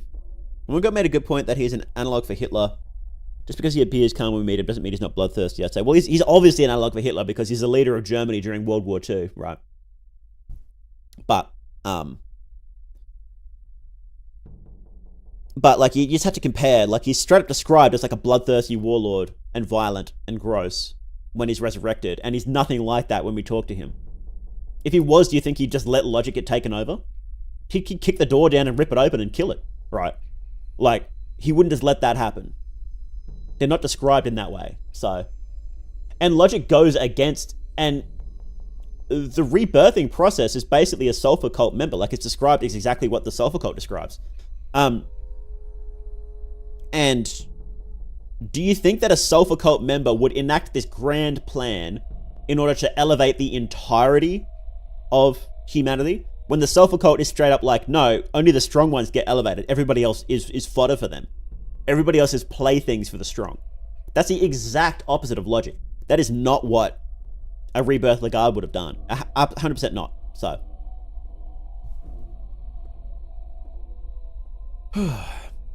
So, I sincerely doubt. Like, we could get, in the next update, Miro could have Lagarde say, yeah, I died, but then Lagarde brought me back. And I'd be like, oh, okay, then we'll make that work. So, next lore stream when? I do like doing lore streams, don't I? Well, like, I'll get the dialogue. I'll get the exact dialogue.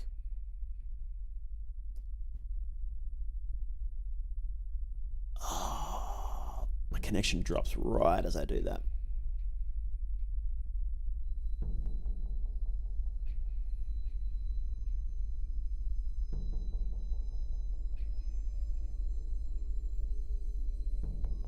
Not to say, yeah, it's not to say that it's 100% the correct version. Occam's razor is 100% the correct version, but it's more likely to be the correct version in lieu of evidence. In lieu of direct evidence saying something specifically, then it's best to consider the simplest explanation the best one. So,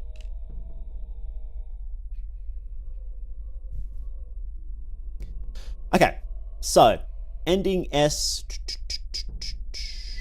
the true god of fear and hunger.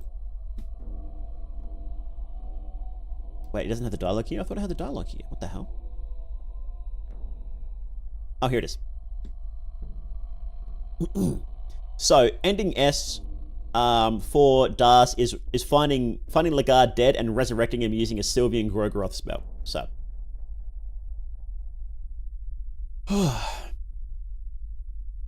So, the ending text says, you could not save your loved one from the cruel fate the dungeons had ready for him, but he succeeded in the next best thing, resurrecting Lagarde. He shed his human skin, mocking his past existence as a mortal. Apparently, whatever he went through after his passing had changed the man completely. You didn't mind his changed looks, but mentally he was something else as well.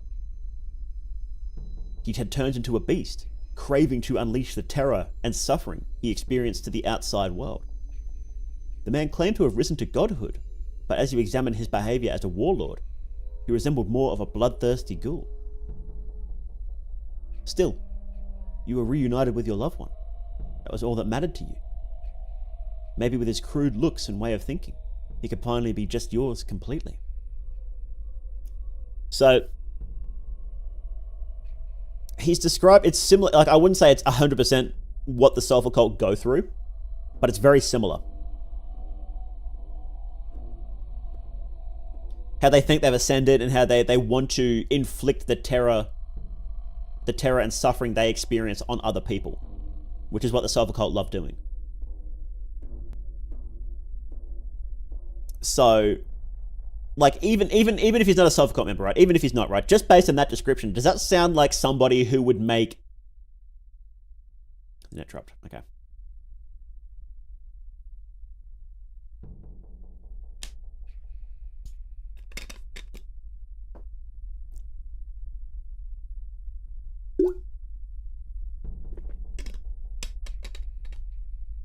On the topic of public figures, I became one because how else would I get the sex pest females without a cute anime avatar? Exactly, Lapunkosu. So even without, you know, let's just say, okay, ignore the self-occult connection there because it's pretty weak. But does somebody who wants to inflict terror and suffering and is a bloodthirsty ghoul, does someone who's described that way by the person who loves him most, no less, would someone who's described that way build the Logic Project, which is a project of empathy and hope to connect all humans and elevate them as one? Would somebody do that? That doesn't exactly sound like something a bloodthirsty ghoul would do. So I think it's super unlikely that Das ending S happened. Super unlikely. Wait, no, oh, the stream died. Yeah, stream died for a second there, but we're back. So, what if Hitler was actually trying to fulfill a prophecy that we would save mankind? Only Miro knows about it. No. Hey, Catholic Phoenix, how you doing?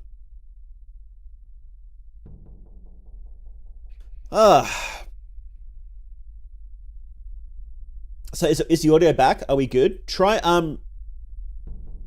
yeah, refresh the stream and make sure to catch up, like change the speed to ×2. So, yeah, my net died for a second there. So, is there a reason we fight Logic? Logic is lashing out. So the same way that the god of fear and hunger did when she was born. She's lashing out. She can't control herself because she's in the process of being born. So, He did it with the intent of heading that program, but didn't he get kicked out of the operations seat before he could? He was intending to lead it, yes, but it's still a project to elevate the entirety of humanity, which isn't what the Sulfur Cult want. They explicitly do not want that. And bloodthirsty ghouls who want to inflict terror and suffering don't want that. Well, okay, let's see it from the other angle. Would a bloodthirsty ghoul who wants to inflict terror and suffering... Well, no, because the green hue is described as the promised land. It's described in very good terms. Everybody working on the project loves it. They're very excited for it.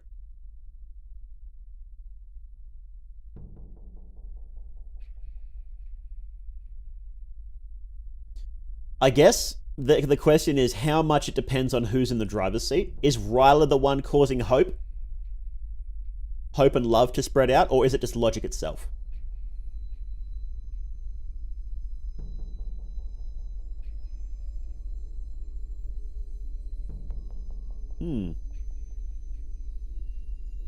If the guy started World War II, who started World War I? I believe that somebody says it was orchestrated by the New Gods, but I don't know for certain. I can't give you an exact quote on that, sorry. But it is implied that the New Gods... I'm pretty sure somebody says that the New Gods are implied to have been behind World War I as well, so... Why only Abella? Because she's a member of the resistance movement that operate the secret room beneath the Bob, so... If someone else took Logic's place, could it have been more bloodthirsty?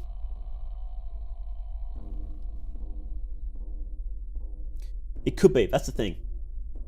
We don't know how much of the empathy and hope is part of Logic and how much is from Ryla, is the thing. But it doesn't... So, okay, so... Okay, well, no, here. If Lagarde... let's say that even if all the logic and empathy and hope that fills Logic is from Ryla, right? Why wouldn't the bloodthirsty ghoul that wants to inflict terror and suffering that is apparently Lagarde now, why didn't he rip Logic open and take its place then? If he wants to inflict terror and suffering, he's not just gonna let the exact opposite happen, is he? Yo, Raccoon, thank you so much, man. Really appreciate it. So again, I don't think that someone who exists to inflict terror and suffering and is a bloodthirsty ghoul would just let that happen. So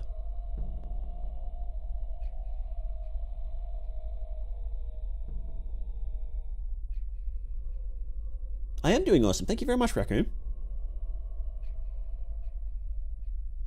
Could it be the latest New Gods responsible for World War I as their proxies battle for dominance? Well, Lagarde is probably the last New God that existed. So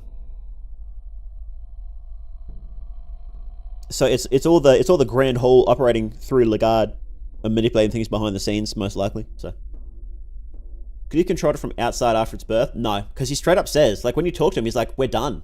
You know, our reign is over. The era of the New Gods is done, and we're just gonna sit back and let it happen." That's why Platoon and Sylvian Trooper are so happy to fight to the death, because they know their era is over, so they're having one last party. So you need to move on from Wormgirl's video. Wormgirl, I may disagree with a bit of the lore in there, but Wormgirl's video did a lot to help the community. So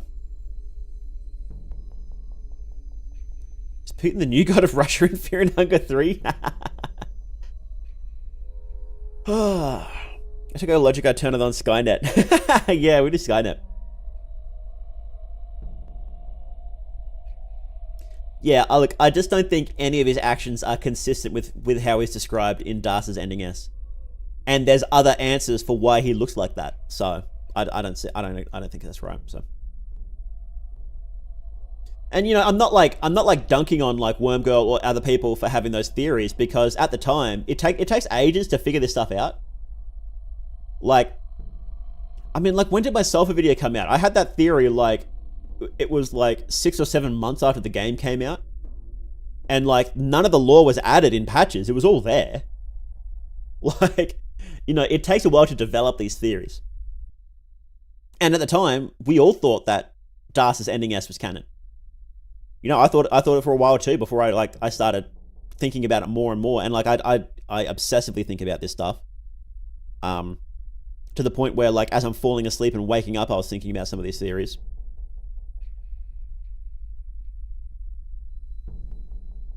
Everyone knows whoever sits on the game and continues developing lore will be the king of lore. Wormgirl moved on. Yeah, Wormgirl does a bunch of other stuff too, doesn't she? She covers a bunch of different games. So, and I have been sitting on this game for basically ever since it came out. So, you know, like it's natural that I would develop completely different theories after that much time. If with a game this deep, of course, you know, if the game wasn't this deep, then you know obviously the theories would be a lot shallower.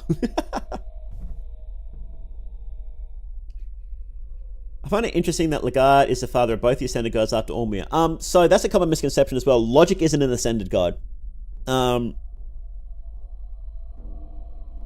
Logic isn't an Ascended God. Logic is something else entirely. People think Logic is an Ascended God because Logic uses the cube of Venushka, but like the cube isn't the thing that is required to ascend.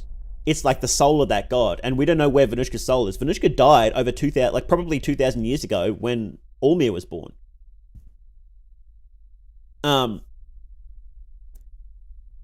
So I don't think, like, I would be shocked if Venushka was used in the birth of Logic, because one of Lagarde's stated goals the entire time is to create a new paradigm free from the old god influence.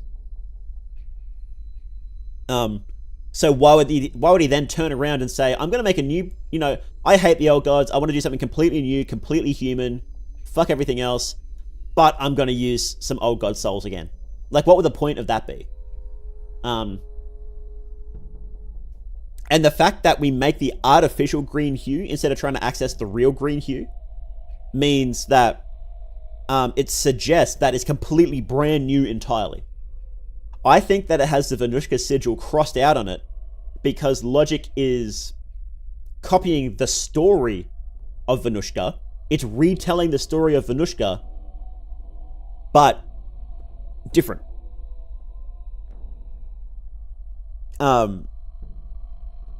So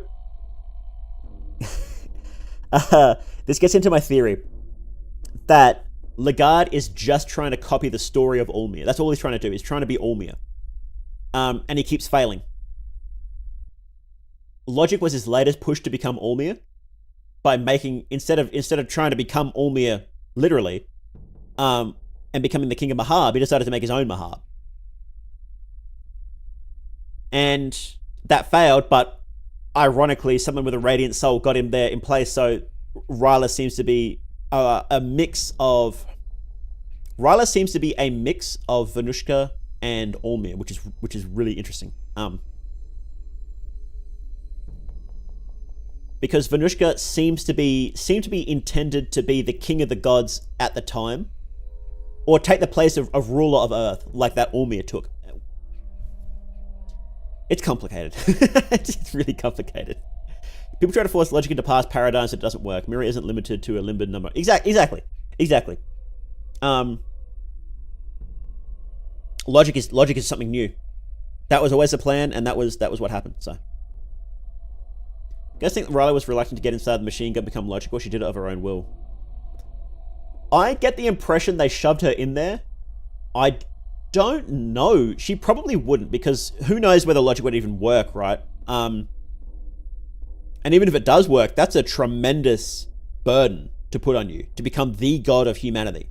Think he'll try again in the next game? He seems quite defeated from the whole Logic project getting hijacked. Yeah, I think he's done.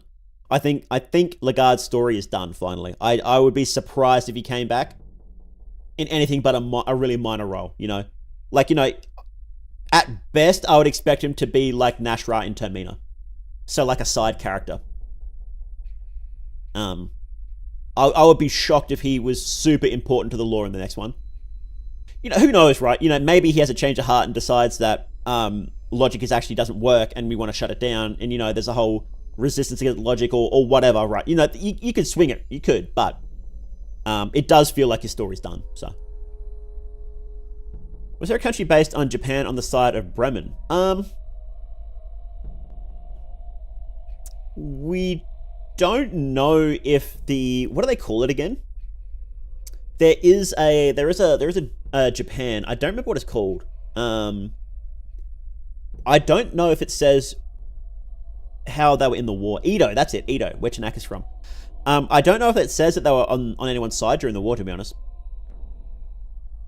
And yes, there was a nuclear weapons project. It was Rondon and Valent, I believe, were developing it together. And Karen actually broke that story, believe it or not.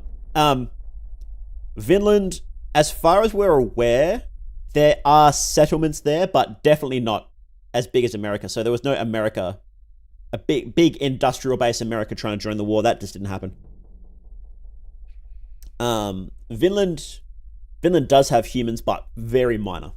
So she covered nukes, you know. Lagarde turns into Ted Kaczynski in the Fear and Hunger 3.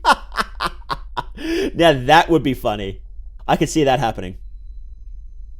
Find a shack in the woods and there's old Lagarde there on his typewriter. Finland settlements would be more like Native Americans with smaller tribes. No, probably not. Because they were more like colonies. They were closer to colonies rather than like native settlements. We don't know if there were native humans there at all. It hasn't been mentioned. There could be, but it hasn't been mentioned. The only human settlements we know of is a colony. So understand that Vinland is still in the process of being colonized. Yeah, it's because we find it's called the Vinland Koloniek. Vinland.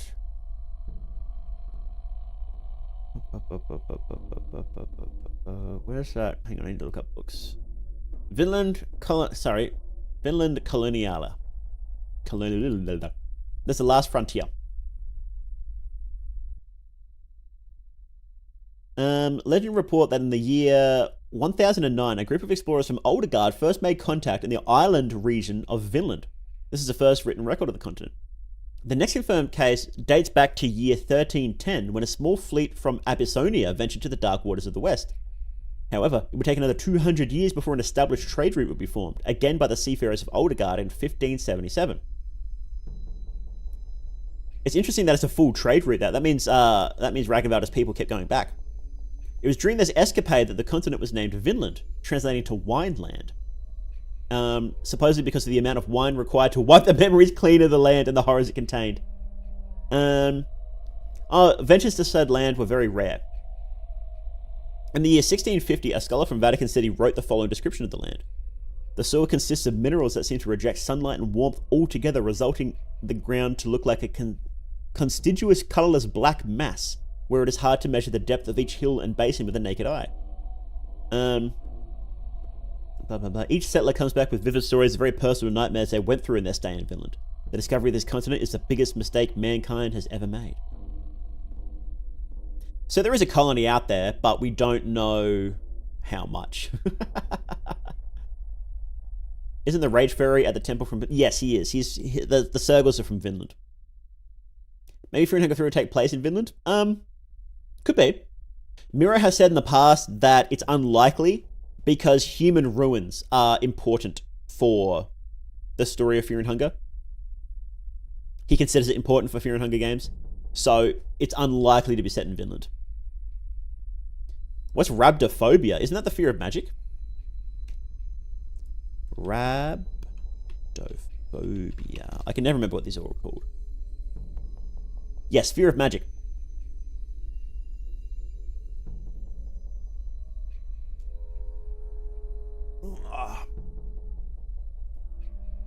Yeah, no, Circles are 100% from Vinland, yeah. Vinland sounds like America's all Brazil. Apparently, the Vinland darkness stretches all the way down to South America too. So, could you imagine like an Aztec? Aztecs were the bloodthirsty ones, right? But they're the Mayans. I can never remember which one it was. But you know those bloodthirsty, heart-sacrificing ones? Can you imagine them in Fear and Hunger? How sick would that be? How sick would that be? Visiting their temples? Oh. And the sacrifices to like Grogroth and stuff? That'd be sick. So that's probably based on Skraelings. Skraelings are the Aboriginal Canadians who were known for being strong enough to contend with Vikings. Oh, that's interesting. Yeah. Yeah, could be. Way Rancid looks, wouldn't be surprised it's based on a Wendigo. Well, see, Sergals were added because in the first game, one of the first YouTubers to play the game was a guy called Neko the Sergal. And Sergal was an established character design from, I believe it's a Japanese artist. So Miro didn't actually design the Sergal, what it looks like. Obviously, like, you know, Rancid the Sergal's specific design with like the paint and spears and what have you, that was done by Miro. But like the body shape and the head shape, it wasn't. Maya didn't sacrifice people? Oh, okay. I can never remember which one it was. The conquistadors going down there and trying to kick in all Mirian conquistadors trying to kick in the doors of the Grogroth bloodthirsty sacrificing empire. Oh, please give me this, please. In Peru, they found evidence of pyramids made from spines and eyeballs from captured enemies and offerings to God. Oof. Aztec Sergals would be scary. That'd be terrifying, wouldn't it? I don't think there's any fear and hunger equivalent of Spain, so I don't think anyone can contend with such a creature. Yeah, the land mass is basically the same. So even if it's not called Spain, it's still, I think Spain might belong to Rondon, which is England and France, and I guess Spain too, probably.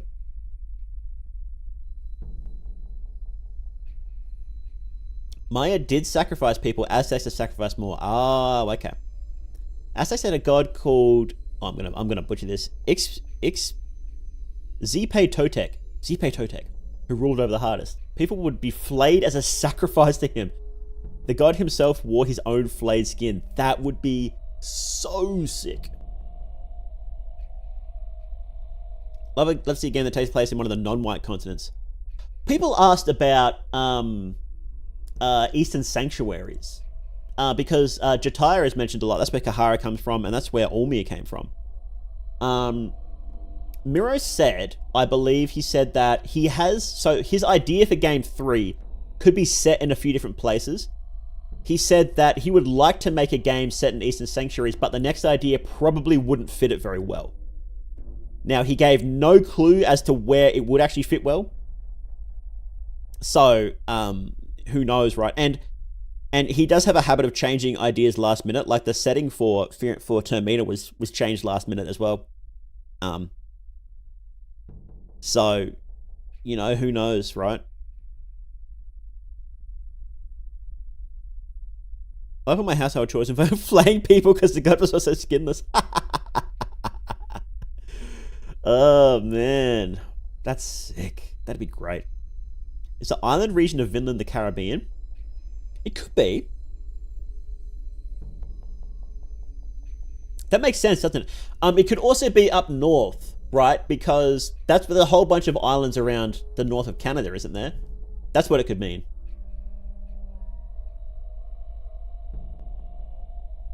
Where was Termina originally going to be set? So, we know very little about the original setting and how many times it changed. So, oh, hello, Melody Sandy. Is this a stream elements fucking up, or did you actually just sub? But thank you very much, Melody Sandy. Really appreciate it. It's stream elements. 1 second.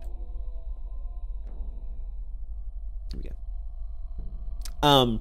So the only previous version of the game that we know about was one where it's going to be set in modern times. So we see there's art of Levi with like a PlayStation and like a computer in like a modern apartment. But apparently that idea was scrapped really quickly. We don't know what happened between that idea and what we got. So Miro might have them in his back pocket still.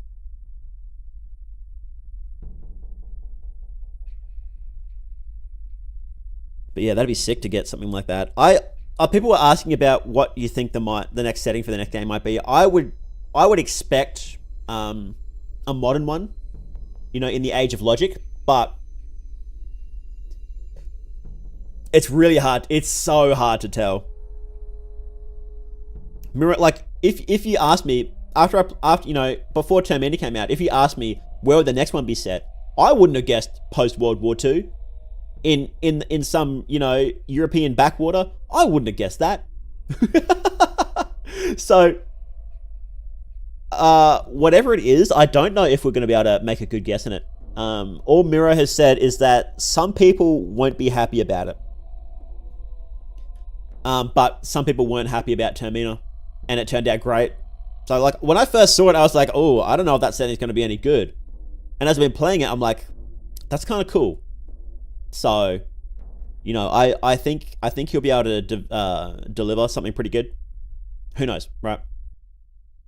In space, I doubt that. I doubt we'll get space.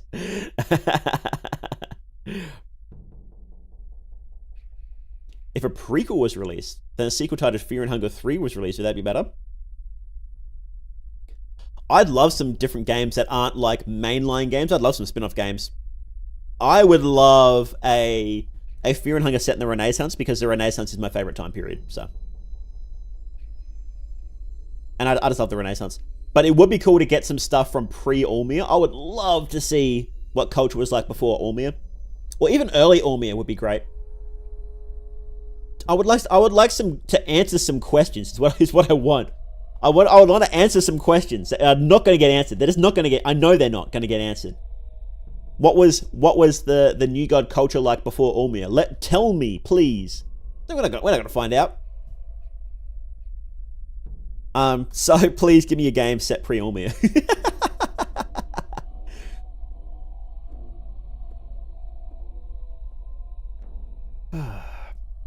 Being the new guys from Fear and Hunger. Yeah, a spin-off game where you play as the Fellowship, kicking the door of Maharbin would be sick. Fear and Hunger Primal? Year 0. That'd be cool. And you play, one of the characters would be a Roman legionary. So what do they call it? Lombardian legionary would be sick. Antarctic Wars. You know what? Let's go to the Antarctica, where there's a secret Bremen base there doing crazy science experiments. How do you feel about Miro potentially hiring a team to help him make a game? Do you think they would dilute his vision? He will never do that. I don't really care how he makes a game as long as it's good, right? And he's done a pretty good job so far. So if he wants to get a team, all for it. But he's simply not going to do that. Every time people have asked, he's never changed his mind. He's been like, I don't work that way. I don't plan ahead very well. He'd have to plan ahead and manage people, and he says he doesn't want to do it. He's not good at it. So I would be shocked if he turns around and brings out a team. Did Kaz have his own house Twitch? No, I don't. We can stop joking about that. We can stop joking about that now. I don't think so. Fear and Hunger during the period during Japanese post-isolation would be cool. That'd be interesting. Samurai Fear and Hunger. Oh, with Yige Getsu roaming the land. Let's go, bros. Let's go. You need experience with the team to make it work. Otherwise, he'd have to keep rehiring. Yeah, like managing a team is its own skill set, right? And if his skill set is just making games and he doesn't want to worry about working with a team, then that's how it is, right? Close to the beginning where the old gods were active. Man, yeah, I would love some ancient history from this game. Hi, Ryan Gosling for the Fear and Hunger movie, absolutely, for sure.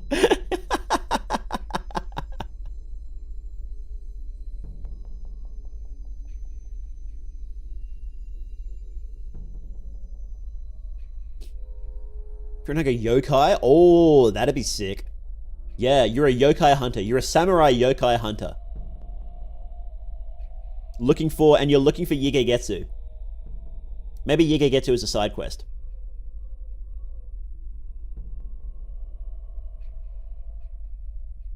Yeah, that'd be sick. what would you be doing? What would you be doing? You would be, looking around a cursed castle. We just make Sekiro. Yeah, just make Sekiro, but Fear and Hunger. How crazy do Funga mods get? There's some wild ones. My friend Allbones Jones is making an insane one. But I haven't looked into them much, so. Fear and Hunger prequel where you fight the lizard men, but you don't realize you're actually the bad guys till the end. Yeah, just make Sekiro. You get guessy with some friends you made along the way. Which ancient culture do you think would be best for Funga? Roman or Egyptian? Egyptian would probably answer more questions, but Roman, I'm a Roma boo. You know, I always pick Rome, right? Oh, no. Eastern Roman Empire, Byzantium. Oh, perfect. They had the biggest libraries in the world. Yes, Byzantium. And I'm not just saying that because the fall of Byzantium directly led to the Renaissance, because Byzantium was beautiful. So, let's do that. I did a play as a girl run recently that requires some RPG Maker fan nangling. Yes, I've heard that mod's pretty good. Honestly, I'd love to see the fall of the Lizardman civilization. That would be sick. I would love, yeah, that'd be really great. Abyssonia. That would be interesting. I would love to see how that sort of developed, that whole region.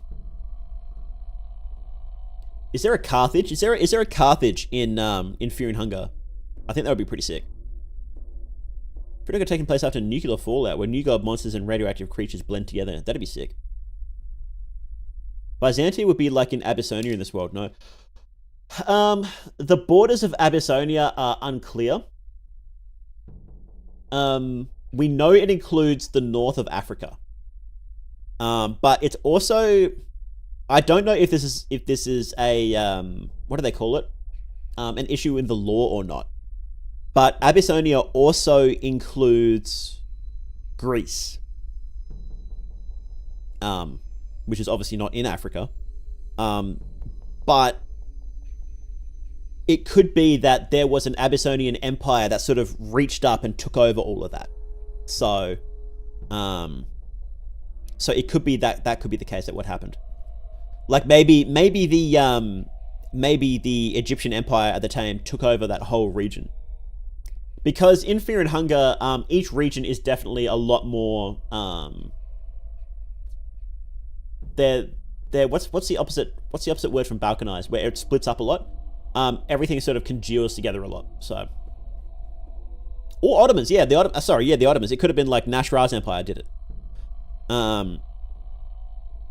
So, but yeah, I don't know if that's because it's never mentioned again. But yeah, Byzantium will probably, if that was the case, then Byzantium will probably be part of Abyssonia, but we don't know exactly, whatever the equivalent is. So, well, Africa is where the Hellenic culture formed from. Unlikely, because the rule of thumb for this series is that if it's not mentioned explicitly, then it's the same as the real world. And it would be really, really weird just to randomly change that one thing and nothing else. So, unified. Yeah, unified. How did I forget that word? Unified.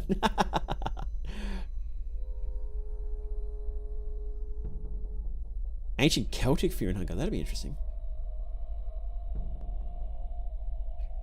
Entertain the idea that maybe the Fellowship wasn't an isolated incident, that the Blights had more than one ancient city. There's more than one way to reach Mahab, is the thing. Maybe Byzantium never fell. That's why they swallowed Greece as well. Could be. Yeah, it could be. Dragon 3 is going to make you play as YouTubers and Twitch streamers who stumble into a dungeon. Yeah. Sabbath Blade and dungeon maybe hint for a time period? What do you mean? Sabbath was there for witch hunters. Chinese Oriental Fear and Hunger. That'd be sick. I don't find Chinese mythology particularly interesting, to be honest.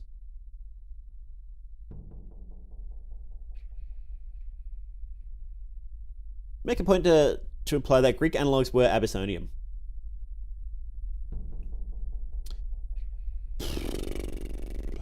You're right.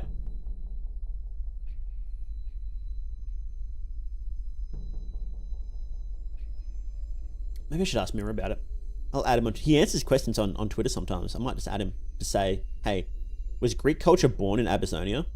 This is like, I feel kind of bad doing that to creators though. Because it's like, this is like the most nitpicky lore stuff that I love, right?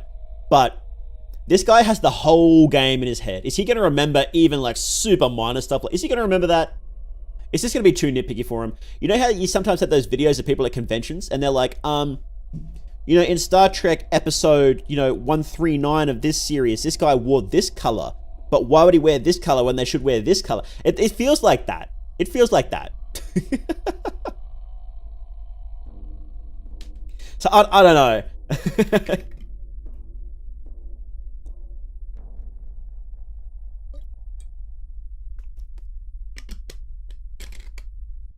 I feel like if I was going to ask him more questions, ask him important stuff, I would say, how right were my video essays? I know you watched them, Miro. I know you loved them. You watched them through multiple times, right?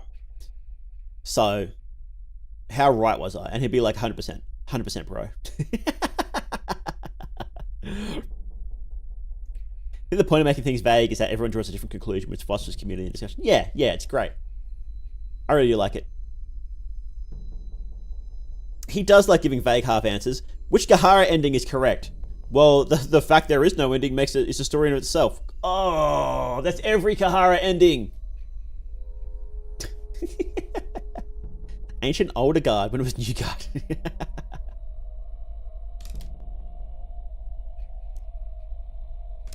Oh.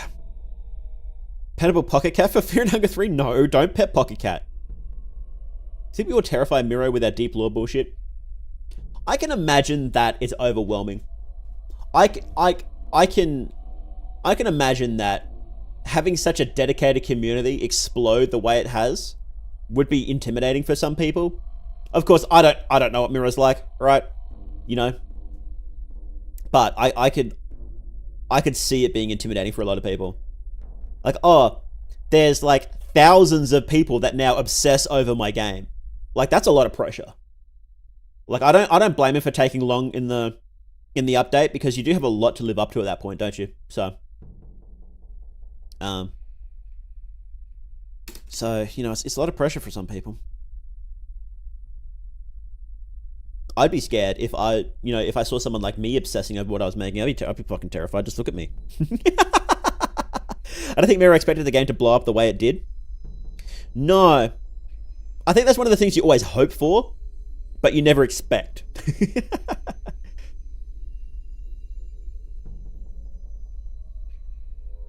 Fruit Hugger 2077. Oh man, that's great. Does Enki play a role in the next game? Probably not. Enki plays a really minor role in this one, to be honest. So, suddenly you get 30,000 viewers one day. Or even for big boys, that's a lot.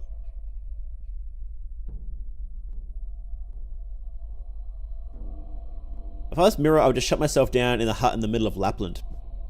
I think that's basically what he's doing. I mean, he just works from a laptop. I just assumed he was like just traveling around on trains all the time.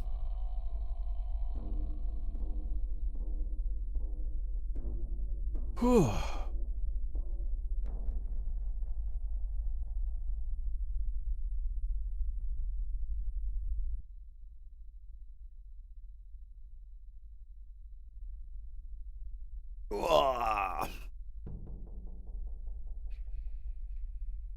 Oh, I'm sorry guys, I'm really starting to crash here.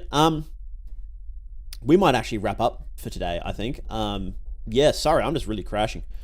I have been sick again, yes, and I didn't get very good sleep the other night, so yeah, I'm sort of out of it. So we might, sorry for the short stream. We'll have to figure this out fucking next week. How far do they even get? Like, no, that's right, nowhere. Just have to restart.